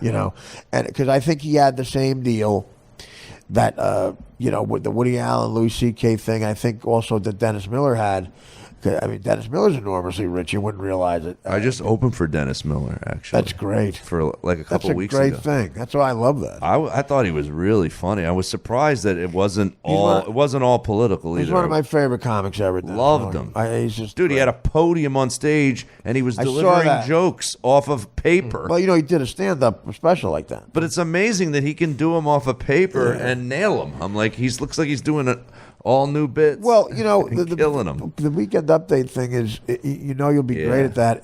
If you're the combination of a guy you're a great joke teller and a joke writer with a unique delivery. Like Dennis Miller can just look at a joke and immediately just tell it. Norm Macdonald could devour those cue cards. Frank Sebastiano claims that a joke accidentally got on air live into the cue cards. Norm hated a prompter. He liked the cue cards, supposedly, and sometimes a prompter. But a joke that Norm never saw before. So, in other words, he never told it before, ever, in rehearsal. So, when you read a joke, you don't know the setup, the cadence of where to go, if you never read it. Right. Frank claims for sure he read it for the first time ever on air and did it perfectly. Some people just know how to read a joke and have a great delivery, and that's Dennis Miller. Dennis Miller's so amazing. I was talking about that after I had opened for him on my podcast. Do the mic in your pocket bit for that gig. Oh God! Imagine if I would have done that. This guy, you know what's funny is that gig paid the same amount as the other shitty gig, but I was thrilled to do that gig. Sometimes in the shower, I can't stop doing Dennis Miller references. I think I have to go to the emergency room. That's like, this guy over here's got it telling jokes like a Sylvia Plath poem from the 18th century Russian poet series of a goddamn fucking over here. I got the Jets in a juxtaposition with two wide receivers coming out of the backfield like on a Ray Nitschke and a fucking Larry Zonka, a Monday night special. I got Meredith Baxter Birney over here coming at me like I got Mr. Alternative Comedy coming at me like an alternative jet stream coming in with the fucking Santa Ana winds blowing like Jamie Lee Curtis and a couple other nepotism sycophants coming out of the fucking this thing. I can't stop telling jokes like I can't stop doing references. This guy's taking Adderall quicker than John Belushi used to devour donuts on the Riverside Drive in Chicago, or Chicago, a little windier than a goddamn sandstorm in Egypt when the Pharaoh would free the slaves on building the huge pyramid coming out of the fucking sand desert coming out. And meanwhile, Barack Obama's about as black as the last faded jean jacket I had at Woodstock. I'm in the sun too long. He's whiter than my goddamn T cells after a blood transfusion in Haiti with a goddamn gay intravenous drug user coming at me with a. Nick Cannon's about as funny as a real cannon used at the Civil War right before and someone said, where do you mail that to? I said, why don't you try my Gettysburg Address? Why don't you mail it over there? I got the Abraham Lincoln is about as funny as the tunnel named after him coming out of the Holland Tunnel with the fucking Sylvia Plath poem. I keep going back to that. She's about Joyce Kilmer's Rest Stop is funnier than the fucking comedians they got now at Largo. At the yeah, I get it. You're aloof. You're too hip for the room. You can't say a punchline like a Janine Garofalo punchline, rolling her eyes. When'd you write that, sweetie? 1991, right after you fucking set the world on fire with those Uggs boots and the. Sometimes I go, I might have to go to the emergency room. What's the matter? I can't stop doing Dennis Miller. I can't stop. Dude, my dad and I love Dennis Miller, man. He's great. We always quote him. His special Black and White on HBO. One of the best. Absolutely. When I introduced him to come out, I said I listened to this guy's Off-White album when I first started. I seriously, I listened to it so much that the cassette just broke. Unbelievable.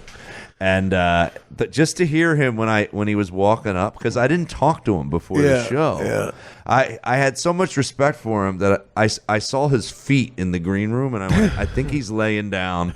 I'm not going to be that annoying opener that's like, hi, I'm your opener. So I just stayed away from him, and I didn't meet him at all. And I introduced him, and he comes walking up, and he just goes, Cat, man, that was some stuff, man. I was howling. And I was like, dude, that was worth the money that I just got. Just him saying he was howling. Right. Oh, my God. That's great. Joe Matarese, yeah. Gotta remember that name. I had to wheel his podium to the front. It was fucking hilarious. It was on rollers. How about this cat Matarese? Haven't seen a guy that fucking amphetamine up since I fucking opened up for Crosby, Stills, and Nash in the warm-up gig for Woodstock.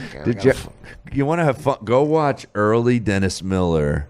There's stuff on YouTube of him when he did like Letterman for like the first time. He destroyed on Letterman harder than anybody. But then there's another time where he goes and sits down, right, and he's doing. That's what I'm talking about, panel. Oh, yeah. He's weird on panel. Right. Because he's doing those jokes like you're saying, and they're getting nothing. And he's just like... Really? I would see him destroy... like this one I found. He was not doing well. Oh, no kidding. It was almost funnier to watch. Because he's throwing some... Don't give me your claps like... And he was like throwing like... Right. But when I saw him, because when I first did Letterman and I first paneled there, I saw him kill so hard, I would pattern my... cadence after Dennis Miller. This is him when he first got the job on SNL. And it's on YouTube, and he's got shorter hair. Right. He doesn't sound like himself yet. He's finding himself a bit. Yeah. But the jokes were the same from the Black and White that I was like quoting for like years with the. Do you remember the opening line? The whole fucking. The bit fame bit. Yeah, well, the bit I remember most is it seems so simple, but the way he says it is so fucking funny. Like, how stewardesses have an attitude. But they should, because sometimes a guy like me will act like an asshole. You get a little mean, and they look at you like they feel like saying, "Hey, listen, sweetie. When I was 18 years old, I traded my life for cheap airfare to Barbados. So why don't you take your diet slice and shove it up your fucking ass? Cheap airfare to Barbados." When I was 18, I traded. And that is so true. Yeah. I knew chicks who said, "We'll be stewardesses. We can fly to L.A. for $10." Like, okay, genius. Bye. My dad used to... You'll be divorced by 24. My dad and I used to quote the one about, he goes, "You seen this Camay? This liquid soap for the messy kid. Yeah.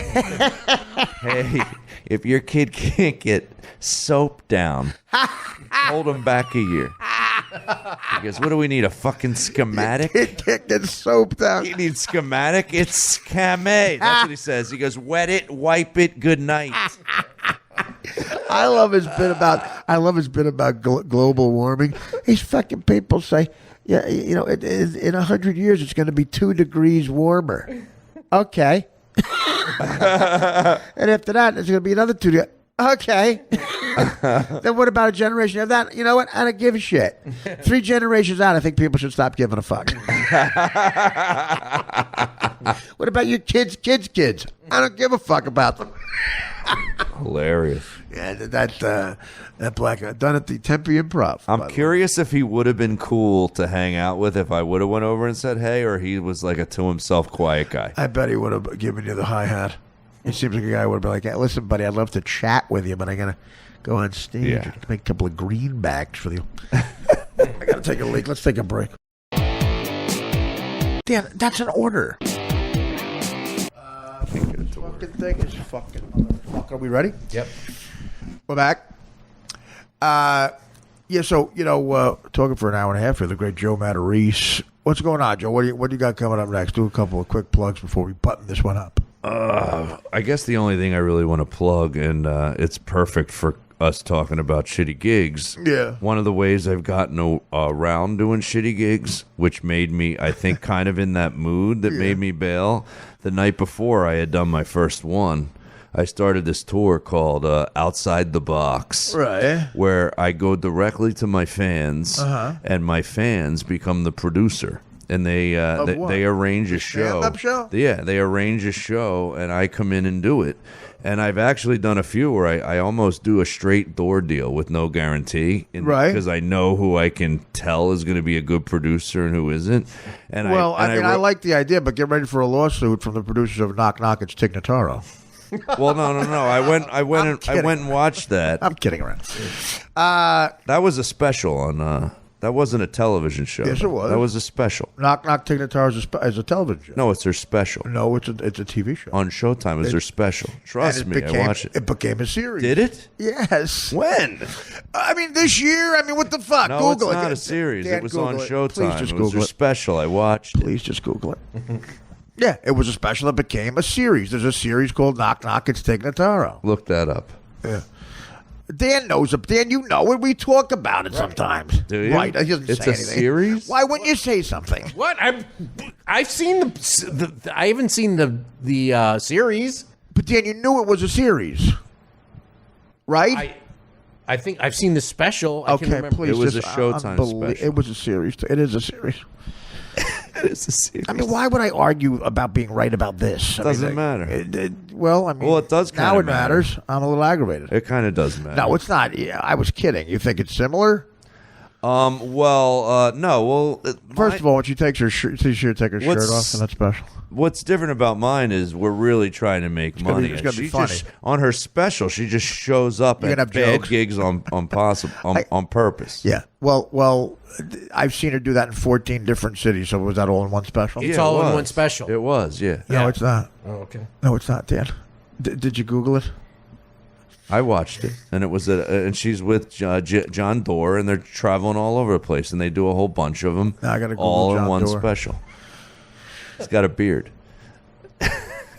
Of course he does. I know. That's why We were said- goofing on another. John Doerr's really hilarious, by the way. I don't know who he is. He's fucking. Does he have a door deal? All right. So, well, what are your plugs? So that's it. So you're doing. No, so I started this tour, and I'm looking for fans to do more because the number one email a comedian gets is, "Hey, when are you coming here? When are you Right. coming to my city? When are you doing this?" And I'm like, they don't realize that I can't. That's not my number one. I can't just call an agent and go, "Hey, when are we doing Cincinnati?" You know, it's like Right. it doesn't work that way. well, For you, it does, but for me, it might not. I'm gonna say, how are you touring? There's two people who can tour. Like, what do you mean you're touring? Like you're Eddie Murphy or something? No, I'm saying that I can come to a fan's town and he can put on a show, and Like they're what? usually fundraisers. What they do, and they put it all Right. together. I come and they make money, and I make money. Right. So what? Well, like, what's an example of it? I did one the night before that shit gig Right. in Camden, Delaware. One of my fans of my podcast. There's a Camden in Delaware. Yeah, I know. Wow. Okay. So this guy did a fundraiser Yeah. for his son's For Camden, Delaware? chess team. Oh my It was god. hilarious. Oh. It was a fundraiser for the chess team. Really? Yeah. And I So- made 5 times what I made the next night. How at that many shitty people gig. were there?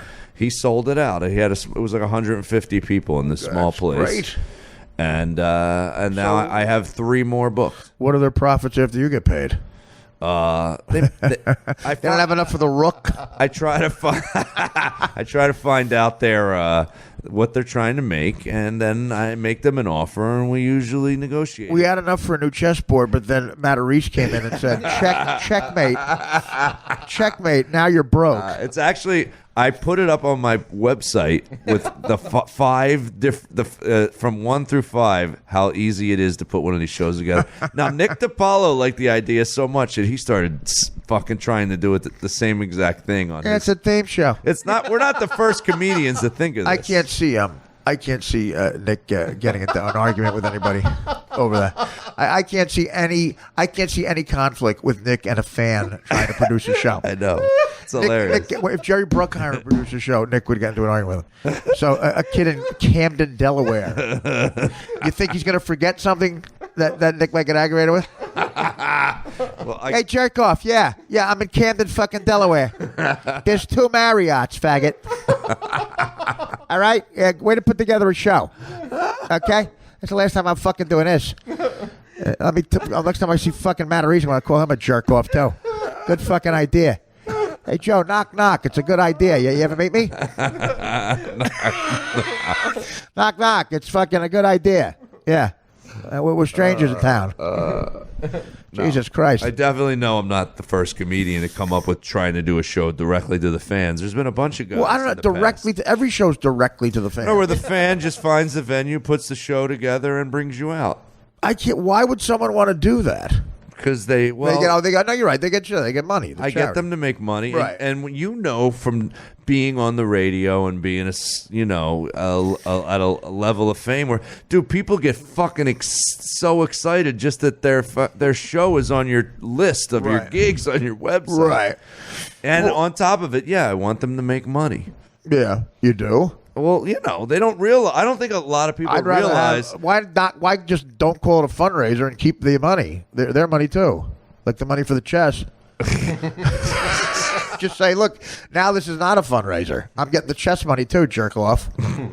Well, you could set it. Someone's got to make some money somewhere along the line. It's you. You're it's called comedian. Knock Knock. It's Joe Matarese.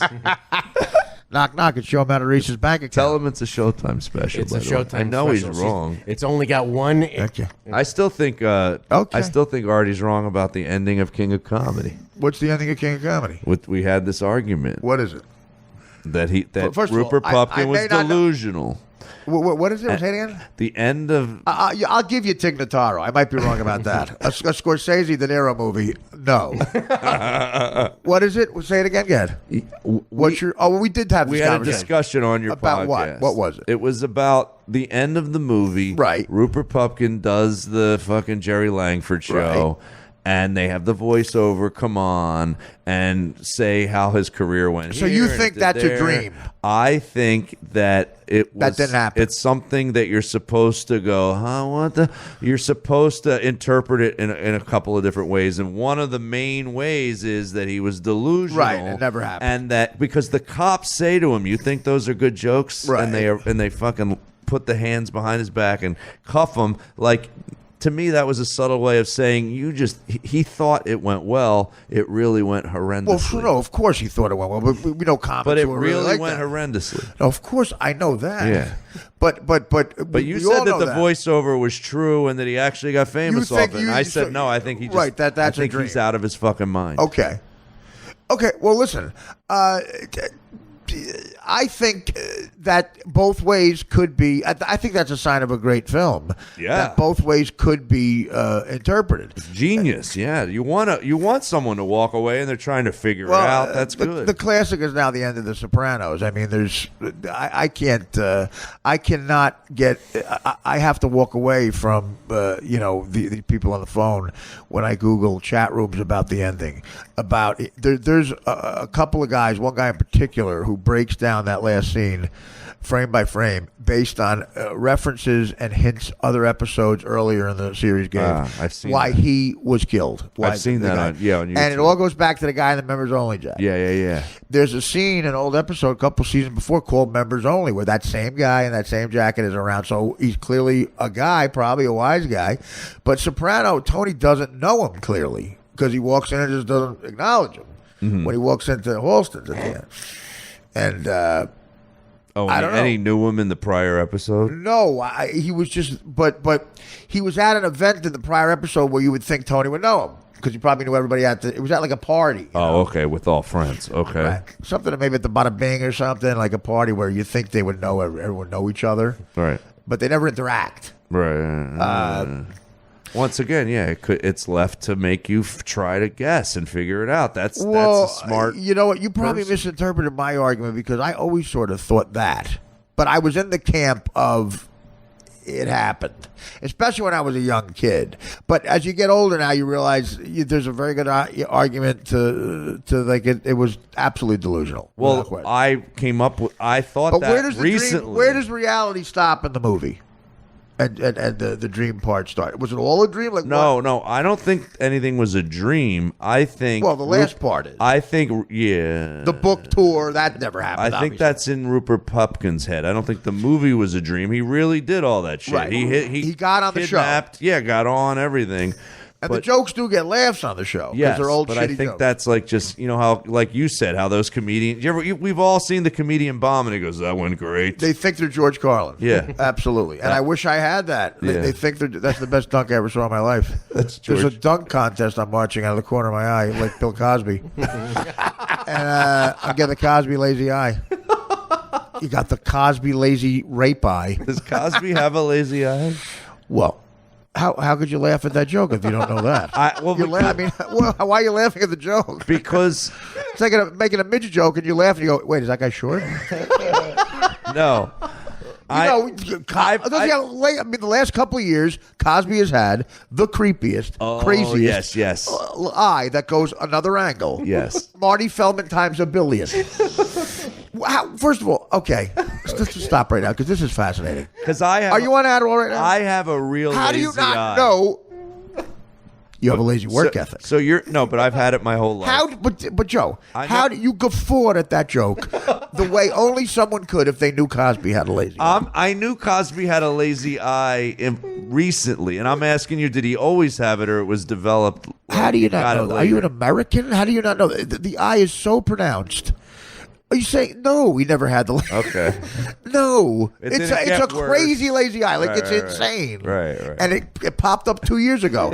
And no, the iconic, insanely famous comedian that we all knew growing up did not have the worst lazy eye of all time his entire life when you got to know him on the Cosby Show.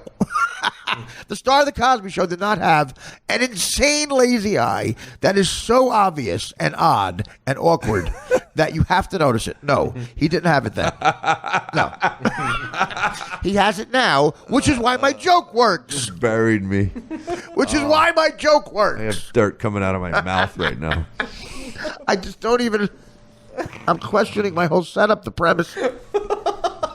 It's hilarious that I laughed. The joke only works because it just happened, right. The lazy eye. I guess the joke works if you did not. You just deconstructed maybe the best joke I've ever written. And you're making me second guess it. You motherfucker. Does Cosby have a lazy eye? That's the name of the podcast.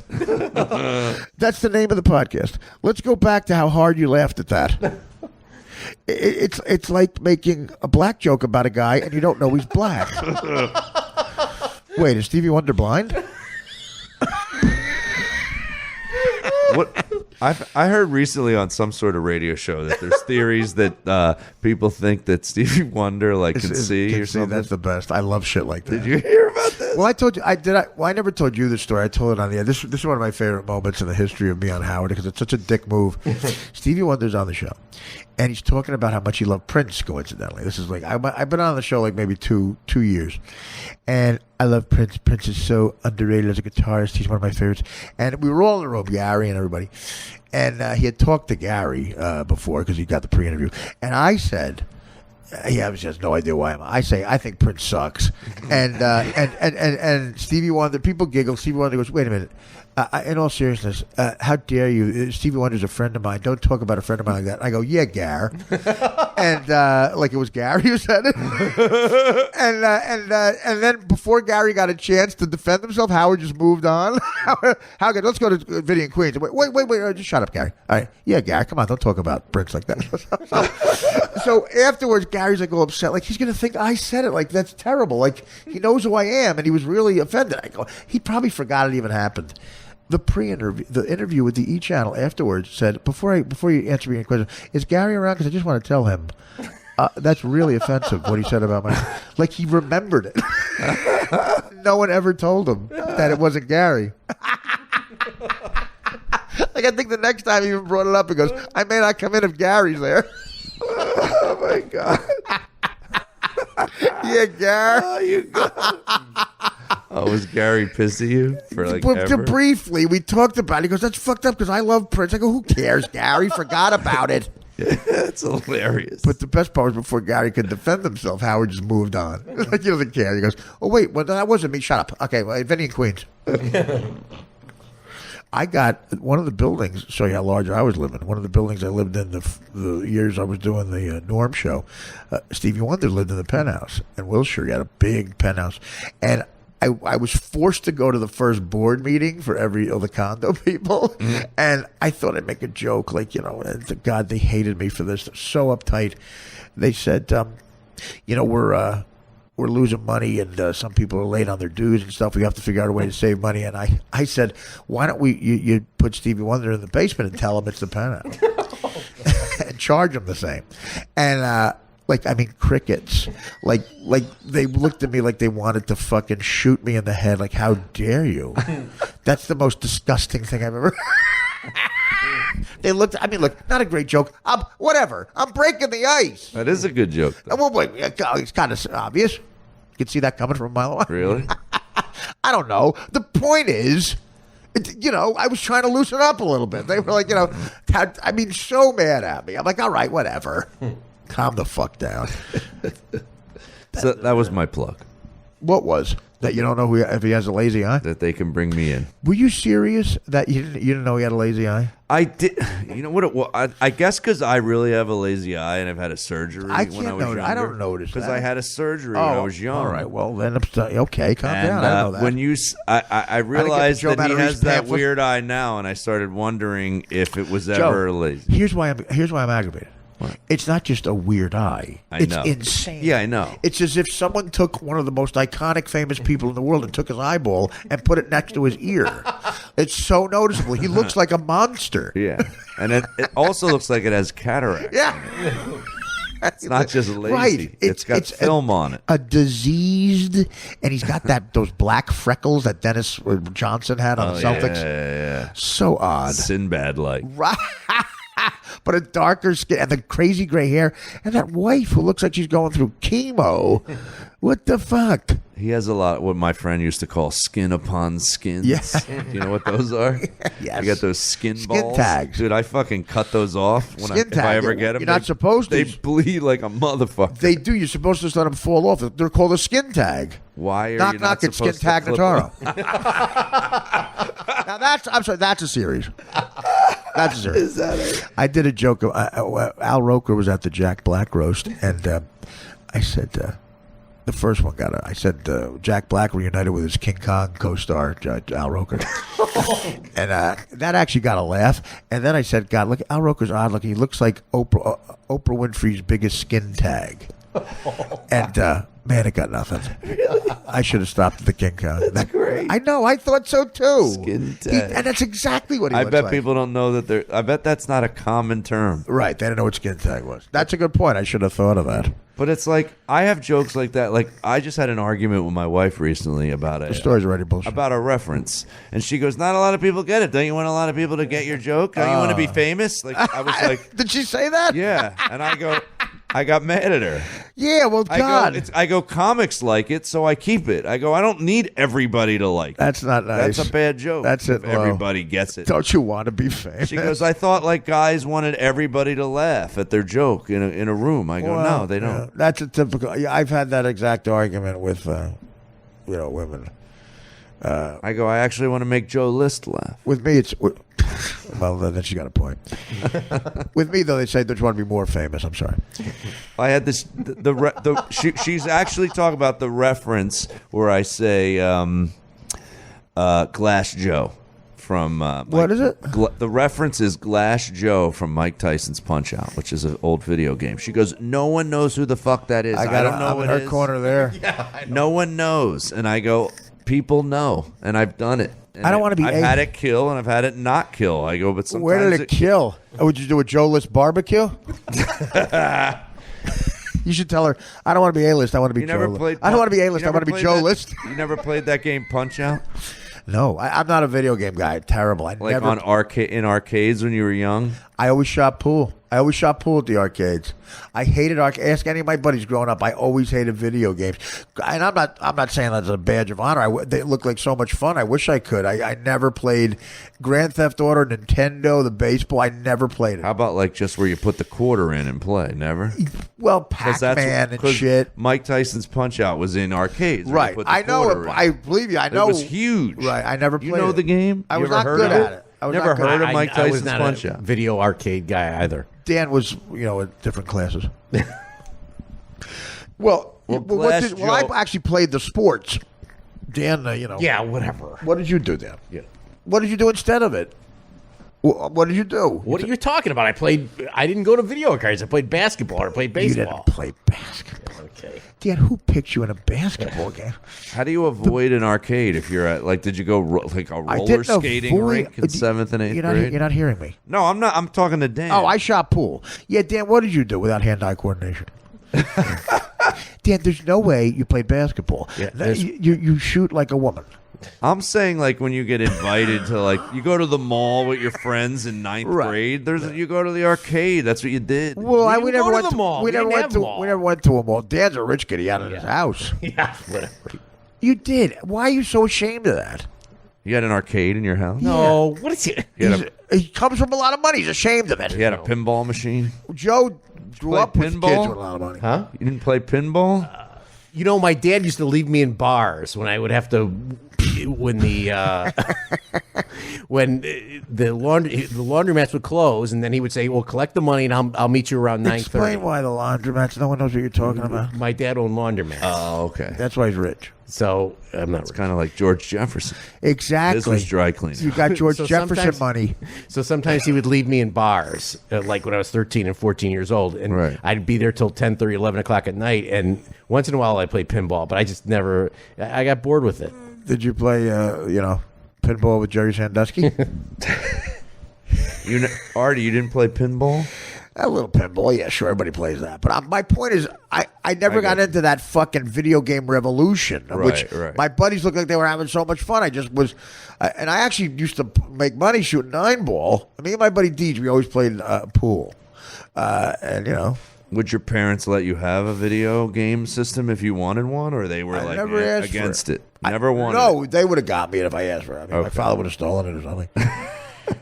I learned that. I didn't ask my father anything. I learned he was stealing everything. But I'm sure you have some references that sometimes it course. kills and sometimes it gets I have barely references- anything. I have references that bomb miserably, and I'm you not keep 'em. saying I don't understand it. But do you get rid of the joke? or No, do you I keep them. it? I keep them, and I'm not saying, dude, I don't understand. I'm saying it sucks that she said that. That's hilarious. I mean, I love Steph, but I've had a guy. That's cruel. I've had a couple of guy friends that said I agree with her, like you just said. They're like, no one knows who that is. Well, And I go, didn't, but I understand what you're saying. I mean, there's a lot of men who would get that reference. Sure, Like for instance, I don't know why, but I just did it I did a corporate gig for a brewery right? in Philly. Yeah, There was like a microbrewery beer, or a regular beer. I don't know, Yards Brewing Company. I don't know. I've heard of it. It's a big big brewery. They make, I guess they make about fucking 30 kind of beers. I don't know. How do you get these gigs? You do a lot of these gigs. That's great. How do you get these corporate? I think gigs? I got this, a lot of, believe it or not, a lot. I've gotten like 5 gigs just from opening for Bill Burr at the Wells Yeah, Fargo well, that Center. makes sense. That means a lot of people. There was 12,000 people in the Right. crowd, and it amounted to some gigs. So that's how they found me. And those fuckers went fucking. They were dying at Glass Joe. They're all guys with beards. Right, no, that's what listen, it was. You're right. That's the type of reference when it does hit, the people go nuts laughing. They almost appreciate that it's obscure. I used to do stuff. Well, exactly right, and that's why you keep it. I used to do stuff like that on Howard, but he never got sports references, and he would tell me to keep it in just for that exact reason, because he knew that was the one element of the crowd he didn't really relate to, and he said, "Well, keep doing that." Yeah. Because Jackie didn't like sports either. The one joke that he let keep in, because both John and Gary were in the room and they laughed, and Howard asked what they were laughing at, and I said, "Do you want me to stop doing that?" He goes, "No, keep doing it, because I want the people, that element, to like the show more." This chick dated Fred Durst, the guy from Limp Bizkit, remember him? Yeah. And back when he was relevant, and she was a smoking hot model. Right. And Fred Durst, if you remember, always wore a red baseball hat. Always wore a red baseball hat. Yes. So Howard says to this chick, again with Gary and Stutter and John in the room, he says, "When's the last time you saw him?" She goes, "I hadn't seen him in a year." And then the other night, I'm in a club in New York. And I see a red baseball hat walking towards me, and I said, "Barry Larkin was there." Barry Larkin played shortstop for the Reds, and even Johnny Bench would have been hackier. I'm proud I said Barry Larkin. Yeah, that's obscure. Howard, looked at me kind of weird. She looked at me weird, and then he kept talking. Thank God he didn't bash me. John and Gary just dying laughing, like barreled over. And afterwards, "Why are you laughing at that?" He thought I made a face or something. He goes, "Don't distract me." He goes, "No, the joke." And they explained the joke to me. He thought it was, that is funny. And I go, "I won't do that anymore." He goes, "No, because I bet there's people out there." And sure enough, Fred goes, "Yeah, we get emails when Artie makes a sports reference that you don't get." And I'm like, "Yeah, Fred, you let every email through that where I'm a fat idiot. You don't let through where I made a funny joke. That doesn't make it." Right. It just shows why, so many different reasons why it was such a hit radio show, but that's a huge reason, is that they're actually thinking about all these little details. Like, nobody. That's how I learned. I mean, you were at the gig. I learned that a radio fan, and Danny knows this better than anybody. His whole career was radio and big time Chicago radio in the Midwest.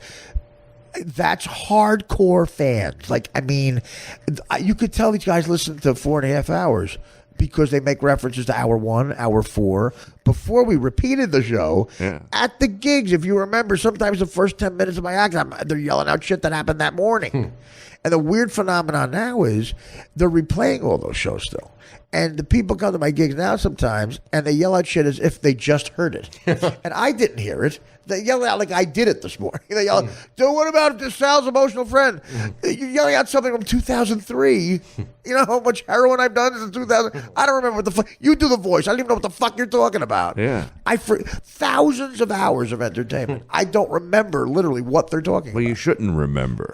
It's normal that you don't remember. It was a long time ago, I and you were guess. doing it every day. But they were talking about something that got a big laugh that I repeated, But apparently. that doesn't. I mean, like, one of the reasons I threw that outside the box tour thing out there, Right. is because nowhere even fucking putting a nick in what Howard Stern does. But when you do a podcast, Right.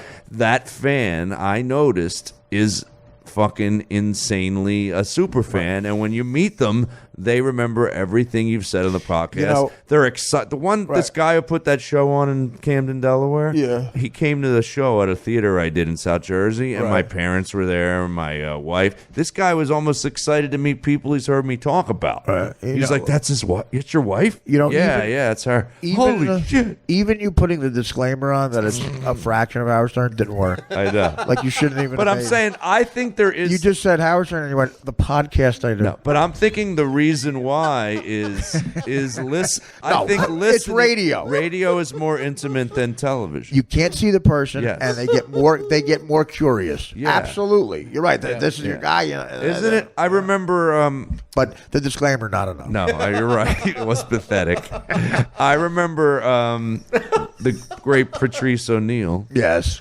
would say, "Great stand-up needs to almost be like they're eavesdropping." Right. He goes, "You don't want to just do an absolutely, obvious yeah. joke. It's almost like they're like, you're painting a picture that they have to they're like voyeuristic into your world almost. That's interesting. Now, he was a brilliant guy. You talked to him, and he was very intelligent. That guy. Yeah. You know, he was a deep thinker. Absolutely, yes. Absolutely. It really is a shame. I mean, that is definitely a guy who would have, given us a lot more big time laughs and interesting shit like that. I never heard that analogy before. That's so fucking right. Absolutely. Yeah. You could say great movies too. Like that's what's great about a Martin Scorsese movie. Like him at his best is you feel like you're eavesdropping. You shouldn't be in a room and it's awkward. Yeah, it seems like it's like they always say like a good screenplay is when it's not spoon fed. It's like absolutely they're not gonna. There's a lot of like, for instance, what won best? What did it win best screenplay this past year? You know what? I'm so out of movies now. I'm so out of touch. The Big Short. I think you talked about seeing it though. I know what. I want to see it. I haven't seen it. Really good. Right. Okay. And it's one of those movies that it doesn't spoon feed a lot of this information. You're just Danny, watching it, you start to learn all of it. Right. The Coen brothers are great. The Coen brothers movies, I love every one of them. Some are not as great as others, but they're exactly what you just said is why they're great writers. You have to rewatch it because you miss shit, and that's what I love. And Scorsese, like in Raging Bull, when he's fucking fat and he knocks over the senator's wife's drink in Florida with his stomach, you're like, oh, I shouldn't be seeing. It's done too well. Yeah. This is too good. It's almost a documentary. It's yes, so good. That's a perfect. Like Goodfellas to me is a better, more realistic mob movie than The Godfather because The Godfather is a big Hollywood production, almost like a fucking buzzy Berkeley musical, and Goodfellas is a realistic, almost documentary, complete with a fucking narrator that is so good and so accurate. Yeah, and that's a good point. Well, the story that Nick, Joe told the story about him doing the microphone. I'm not going to do that justice. I mean, mine's a darker version of it. But Joe texted me, leave a voicemail to maybe play it on the show. The story I told, and I have a few of these, but that strip club, Buns Ain't No Bakery. The guy who ran it, the manager was kind of friendly with me, and he liked me, and he would ask me to play Santa Claus a couple of Christmases, and it was a good gig because I would put the suit on, and I wasn't a fat guy. People think I've always been fat, because I'm known for it. I was an athlete. I was skinny. I'd put like this padding on the beard, and the strippers always had Coke, and the place is long closed, but. I had Coke, and I got a couple of blowjobs in the bathroom. And it was just when men were men. When men were men. And you worked there besides doing Santa? No. I just hung out there. Oh, okay. Yeah.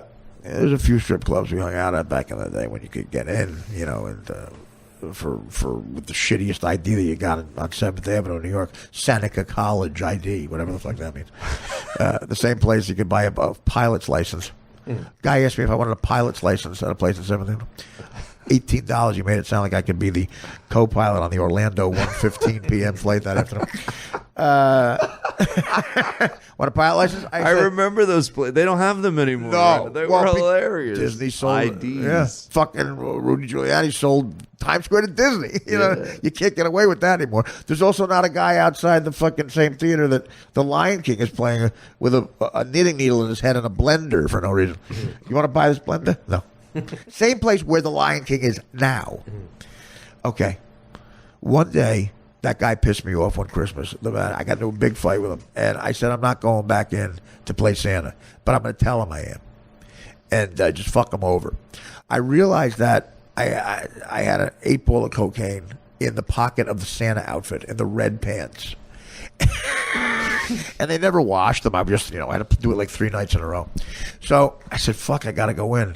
I said, you know what? I'm going to go in and really fuck him over. So I go in, and he goes, Artie showed up. Let's bygones be bygones. He gives me a big hug. We do a shot. I go, yeah, it's going to be a fun night. The place is packed. They almost see Santa, And I go in the back. I look through the pants in the locker room, and I find the Coke. I put it in my pocket, and I go. There's a big bay window. I crawled out the window. My buddy Danny picked me up. We left. I never went back in. I went to get cocaine out of a Santa outfit, and then didn't play Santa. And the guy, I think, was connected and very mad, and I needed to make a phone call to smooth things over. The guy said, "What are you doing? You really? What are you doing? You want to die?" He goes, "Why did you fuck him over like that?" I got an 8-bullet blow. That was a dumb thing to say. Oh, well, now I feel better. Now I'll tell your mother everything's fine. Yeah, that was my rock. What a loser I was. Oh, what a loser. I think, but what a scumbag. That doesn't even sound that bad. It doesn't? No. I left cocaine in a Santa outfit? But I don't know. But Paid a lot of money for it. you're damn straight. You had to An go 8-ball was like about $1.50 back then. Even my mom would have told you better go back and get that. Well, your mother's a very logical thinker. I could hear her saying it. See, that's the story. We always tell. I'm afraid. I've been afraid that Joe's wife, Steph, doesn't like me, and I've always. I don't said think that she to likes Joe. me, to be honest. Well, I've always thought that too. I don't She want to tell you. definitely doesn't like me. She loves me, but she does not like me. Really? Oh yeah. Well, I feel the same way about you. I have But a long bit about divorce now, and that Really? if we break up, I know she's not going to marry another comedian. There's no fucking way. Well, you think you've ruined it for all comedians for her? Oh yeah. Really? There's no way. Well, like, in Unless what way? they're a Just- huge star. You're Boy, you're not saying much about her, unless you could gold dig. No, I'm kidding. She's not a gold digger. Like I think, She no, your would wife never- is a fantastic, classy. You got a gold mine there, man. Yeah. She's very, very great body, pretty girl, nice girl, smart. Worker. but overly organized to the point She would not like of me. boredom. Well, you think boring. You think she's boring? Oh yeah, definitely boring.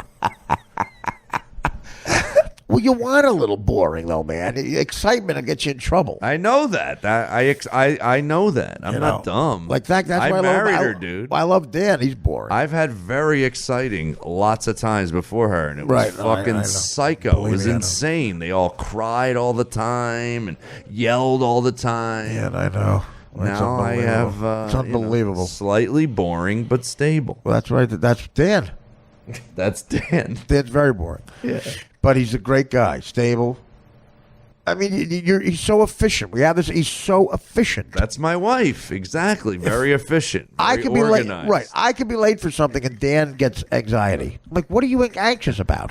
You're gonna be late. Like, who cares? It's me. This is how organized my wife is when she first wakes up in the morning. It starts, and I have this theme music that I always do when I catch her.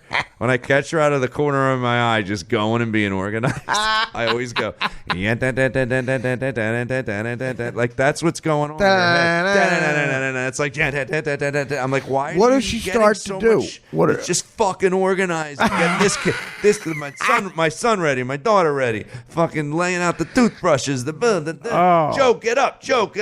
Come on, you got to get going. You gotta Really? get going. Yeah. And I'm You know what Jesus Dan's like? You ever see the fucking talented Mr. Ripley? Matt Damon and Jude Law. Parts. Like, oh my God, Jude Law says you don't have to clean now. You're cleaning too much. And then, I don't want it to fully be like that because Matt Damon kills Jude Law with an oar. And it's complete with the slightly gay stuff. Like, I caught Dan looking at my ass a couple of times.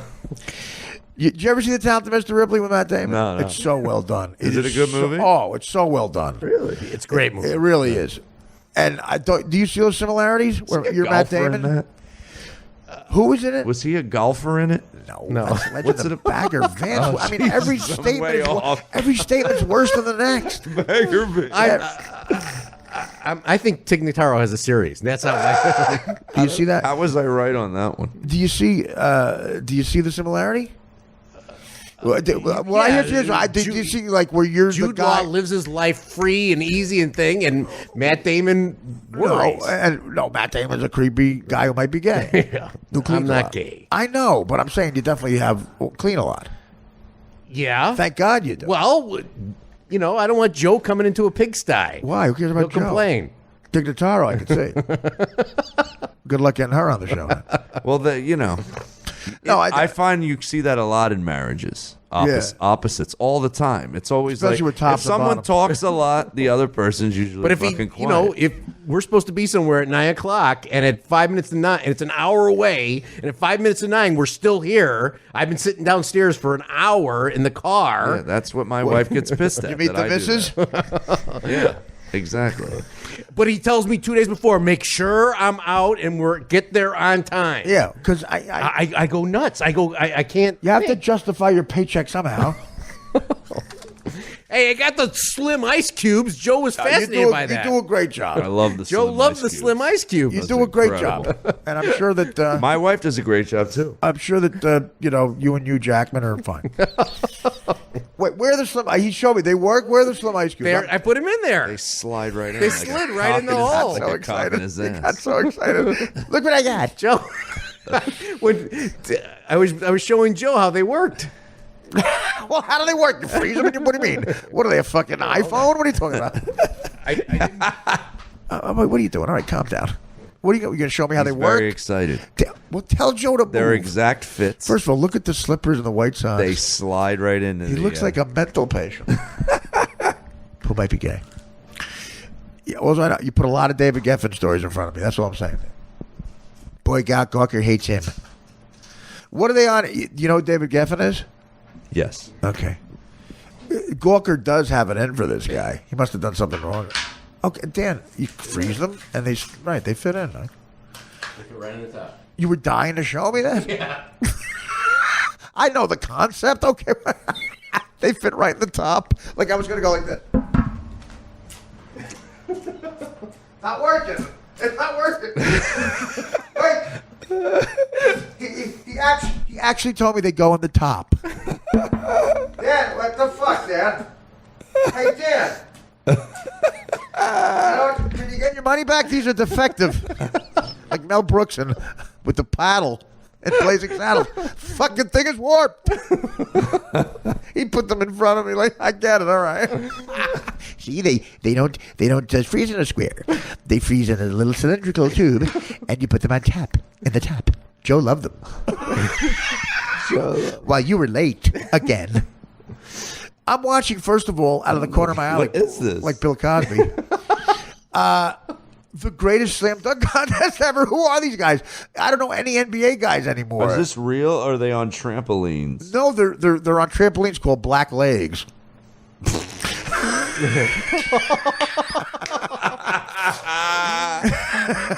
They are trampolines. No. They're on Kunta Kinte jeans. Oh, Jesus. I'll tell you, the black buck is braided with the other black buck. The 30 for 30 on Jimmy the Greek is so fucking sad. Oh, so sad. Did you see that? No. Okay, you realize how famous he was. seeing? He was absolutely. He was a big deal. You forget how big he was. People loved him so much. And here's an odds maker from Youngstown, Ohio. Wasn't supposed to like do anything in life, and he's making a lot of money as a celebrity because he on mainstream media with Brian Gumbel giving the odds. And people, I remember my old man and my uncles would wait to see what he picked. And he gets drunk, and they put a fucking mic in his face one night and ask him the wrong question. And he just lets it loose, man. Like, you think the guy, I'm everything. trying to remember all his exact quotes. It was something Basically, like they black said, people are fast. It was all complimentary, right? Well, but the theories were They like, have the- here's the thing. You know, a drunk guy, like, here's the thing. In the old days with slavery, the big black buck, the slave owner would take the big black buck and mate him with the other woman who was a big black buck to get a big son who was a big black buck because they needed to carry things in slavery. And what happened was eventually through evolution, they had an extra bone in their ankle. And now supposedly scientists have said this, and that's why they're bigger, they're faster, they're stronger. I don't know if they'll ever be in the front office, but that doesn't help in the front office. But, they have big bones, and that's why they're faster. See ya. And all the And it's all complimentary. Right. Well, he wasn't. You could tell Irv Cross, the black guy who was Irv Cross. Irv Cross. Remember Irv Cross? Yeah. Who the black guy who was in the booth with him even said, he goes, no, Jimmy's not. Of course he's not racist. I love him. He's ignorant, a little bit, and I don't think I have an extra bone in my ankle. Didn't Irv Cross die kind of young? Did he? Well, he was. He was 50 years old back then. I don't know. Didn't he die of cancer or something? He might have. Easily could have. But Well, he wasn't a former NFL player, was he? yes, he was. He yeah. was tight ends. Okay. I was gonna Irv Cross was Irv Cross, one of the rare black guys with a part on the side of his afro. Yes. Remember that? God, was that odd? Yes. That was so disconcerting. Here's the thing, Irv. You're a big black buck. You shouldn't part your hair on the side. The reason Nick Cannon is such a good comedian is he has an extra bone in his ankle. That's what I've always said. Irv Cross is still alive. He is Still alive. 76. I was You're thinking of Chris Cross, the rap group. He died. They got cancer. He got cancer. That was Both of them. It was two people. Get with it. Both of them. Mr. Asshole thought Chris Cross was one guy. The Bill Cosby thing again is so. Will make you. The Bill Cosby thing's fascinating to me. That you asked that after that. That's unbelievable. Well, this has been a great show. It has. What a lot of fun. A lot of great commentary. I'll get to bed by 2:30 and I'll be up by 7. It'd be great. Well, you're gonna do Adderall? You're gonna use your crutch? I can't. I gotta watch my daughter all day tomorrow. I guess I should Adderall to watch. How old's your daughter now? She's 4. So you have 4, and how old's Luke? He's 8. They just have 2, right? Yeah. That's so great. Yeah, Luke's a good kid, man. You can tell Luke's going to be an athlete, man. Get ready. I think he's going to be good. Yeah. You know, the strikeout, separate. But Well, that's the thing when your kids start playing sports, not to be negative, because Right. I don't ever put that in his head, and I know there's dads that probably do. my old man. That'll say My like, old man "You're told me- good, but you're not gonna, you're just gonna let you know you're not fucking great." I was 11 years old, but I struck out Lily. My father told me I was swinging like a cunt. I was probably close to doing that. I try to do it without saying With cunt. cunt? No. That's the difference in parenting. Yeah. I'll say, fucking You're hold. swinging like a cunt. My son was swinging and he was like letting go of the bat like he was like in the fucking Oh. majors. He's not good enough to do that. And you told him? And I go, stop letting go of the bat. Right. And then he fucking ripped it. I'm like, You did? See? Oh, good. All right. Yeah. But then, he struck out his Were next you- time up because the sun was in his fucking face. Were you a ball player? Did you play ball? Yes, I You did? Yeah, my brother got a scholarship for baseball. So the infield was Cherry Hill High was you at short, Evan Shapiro at second.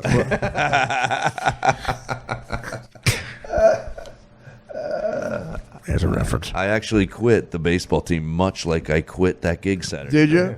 Yes. Did you put your glove in your pocket? I just got pissed. I got fucking uncomfortable. And I Why? quit. What I happened? quit. Ever tell you that story? No. I was, and this is classic that I blame it on this. Right. I was what I think a very good baseball player. Oh my God. Middle school, I made the team, right? Yeah. I made the team, and I think I had like the highest average on the team. Right. 8th grade, they decide to not have a baseball team. You're already laughing. Oh, well, Cherry Hill, I heard because my old girlfriend was from there. You were from there. You said there's a lot of Jewish kids, right? On the east side, my brother, they did- who was even better at baseball than me, Right. My parents got him into the west side. I don't know To how play they ball. fucking do it because they had a better team. To play ball. yeah, okay. to play baseball. Excellent baseball team. But they were a lower class of people. yes, Well, because of money. because they have what is it? The big buck and the little buck. Yeah, and would the breed. bone. Here's the thing: the big Shapiro would breed with the little Shapiro. Yeah.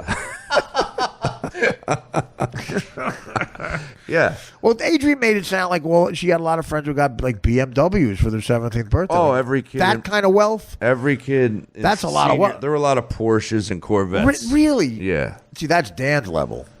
But now when I go back, where I live now is a fucking 1,000 times nicer than Cherry Hill. Is it really? Westchester's way Oh no! nicer. Well, of course, yeah, for Westchester, absolutely. Cherry Hill is like cheesy. No, nice. Westchester, but is No. Cherry Hill is a very well-to-do town, but Westchester's another not level. even cl- I mean, the Clintons live there. No, but the bigger money in that area is on the main line of Philadelphia. right. That's where you want to be. That's where something. Yeah, Adrienne used to. She took me there. Yeah, it's beautiful. unbelievable. It's a beautiful for just like 30 miles. It's just fucking man. beautiful. Yeah. So what the fuck was I saying? you were talking about baseball. So You said you thought you were a great baseball So player. 8th grade. That's got to be Scottie Pippen's son. I'm sorry. Go ahead. I'm sorry. So 8th grade. For some reason, the middle school I went to got rid of baseball. Right. And decided to You think it was 'cause of you? Decided to have a softball team. That's and the I was, gayest thing I've ever and I heard. was such a purist that I said I'm not fucking doing of that. course not. So I didn't do it. You don't play softball. No, so I didn't do it. Good for you. So then 9th grade rolls around. So that's the reason you didn't play baseball. no, so hear me out. 9th grade rolls around, and I feel Well, like this is a long story. I feel like I lost a little bit of the momentum of that you played in 8th grade. Maybe they would see your fucking Right. numbers and go, "Oh, we heard of this." Well, were you guy." the type of guy who would play like with your friends? You play stickball? Would you keep those skill levels going? Did your father? See, my Oh, father yeah. pitched to me all the time. I played Little League, Babe Ruth, all the All-Star teams, all that stuff. Okay, I was good. a very good baseball player. Hit a lot of home runs, all that stuff. Did you really? Okay. Yeah. So then 8th grade, like I said, then 9th grade, I went out for the baseball team. Right. And I got cut, and I couldn't fucking, like, to the point where I was like, they made a mistake. Were there any black kids? No black kids. Well, okay, that's really bad. I know. So were there Black kids don't play You got cut baseball. by Jews?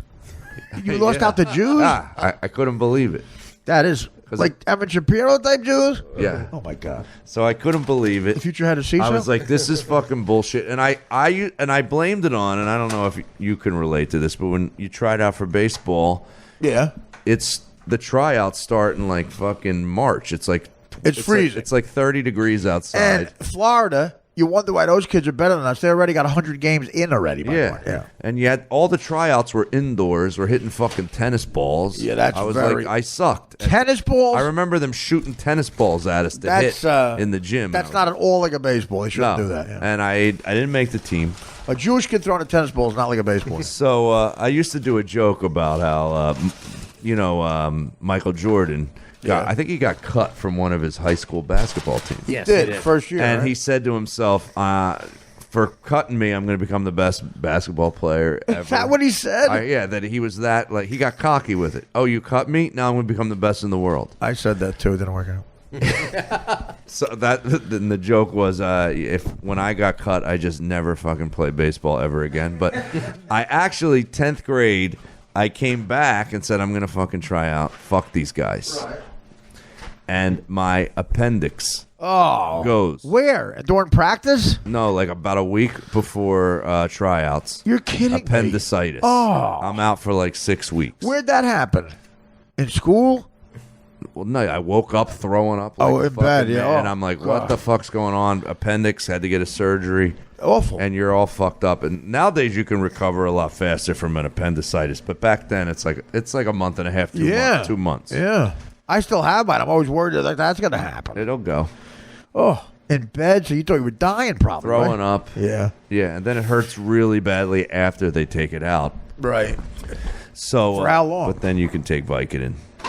For how long? Like Yeah. it hurt for like oh god, I remember for a few days you're just dying in pain. It really hurt. They didn't give you good painkillers? They give you morphine? They gave me I don't remember. I was like 15, That's 14. great shit. That's great when you're 15. So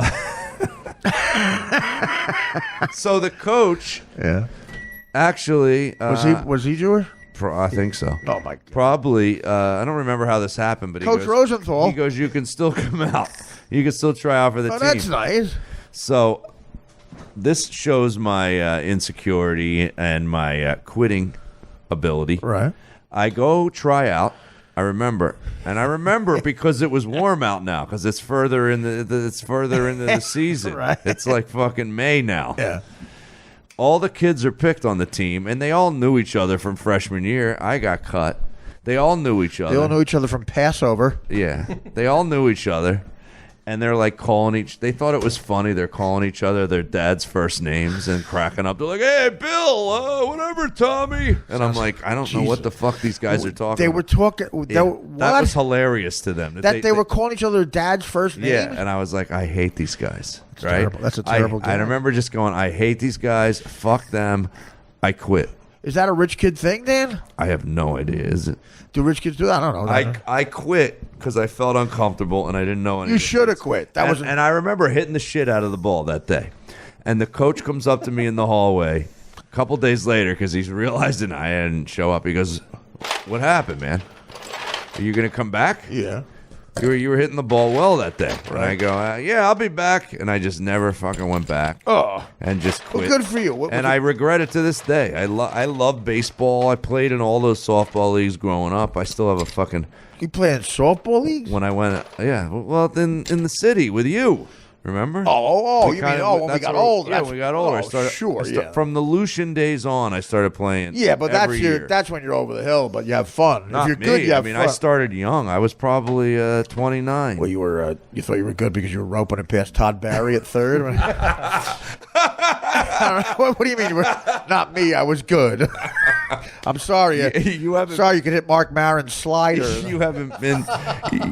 You haven't seen what those leagues have become because you stopped playing a long time What ago. happened? It's become all Latino. Do you still play? They're guys that get paid to play. No, I stopped playing like 5 years ago. Is that why Luis Gomez gets spots? You know what? I like Luis. I couldn't think of another Spanish. I couldn't think of another Spanish guy. That's a perfect reference. I like Luis. I just couldn't think of a Spanish guy. Yeah. No, I love playing in those leagues, by the way, because the Broadway show league would like sometimes spill over into ours. Jack Klugman was the shortstop for the Pirates. Oh, I love that shit. Did I ever tell you the Meatloaf story? Yes. I've told you that one. When he was doing, you did absolutely. Meatloaf was pitching, and I say to Lucian, our coach, so I go, great. "Why do they call this guy Meatloaf? Because he looks like that Meatloaf guy." He goes, "Are you serious?" I go, "Yeah, I'm serious." He goes, "That is Meatloaf, asshole." I Does go, Bill Cosby have a lazy eye? Not yet. Bruce Willis used to play in games here and there. That's right, because he was a boy. God, Lucian. We talk about the guy who ran the comic strip, legendary guy, died of lupus. He was very thin, kind of effeminate. And the worst, most awkward thing, Brian Callen and comic strip. You've told and us. I didn't know Lucian was standing right behind me, and someone with Brian, broad that Brian was with, said, "Is that guy sick?" Yeah, he's got lupus. And I went, AIDS. And he heard you. You said, Yeah. Brian Callen went like over your shoulder. I looked over as Lucian. "Oh man, dude." And he went, his lupus was so bad, his fingers were like taped together at games. I know. Oh, I know. One of them's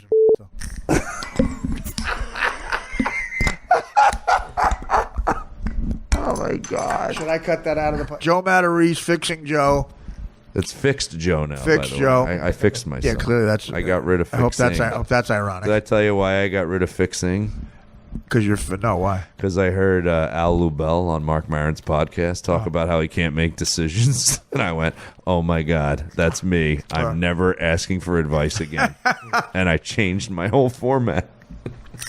You have the great distinction of being the only person ever influenced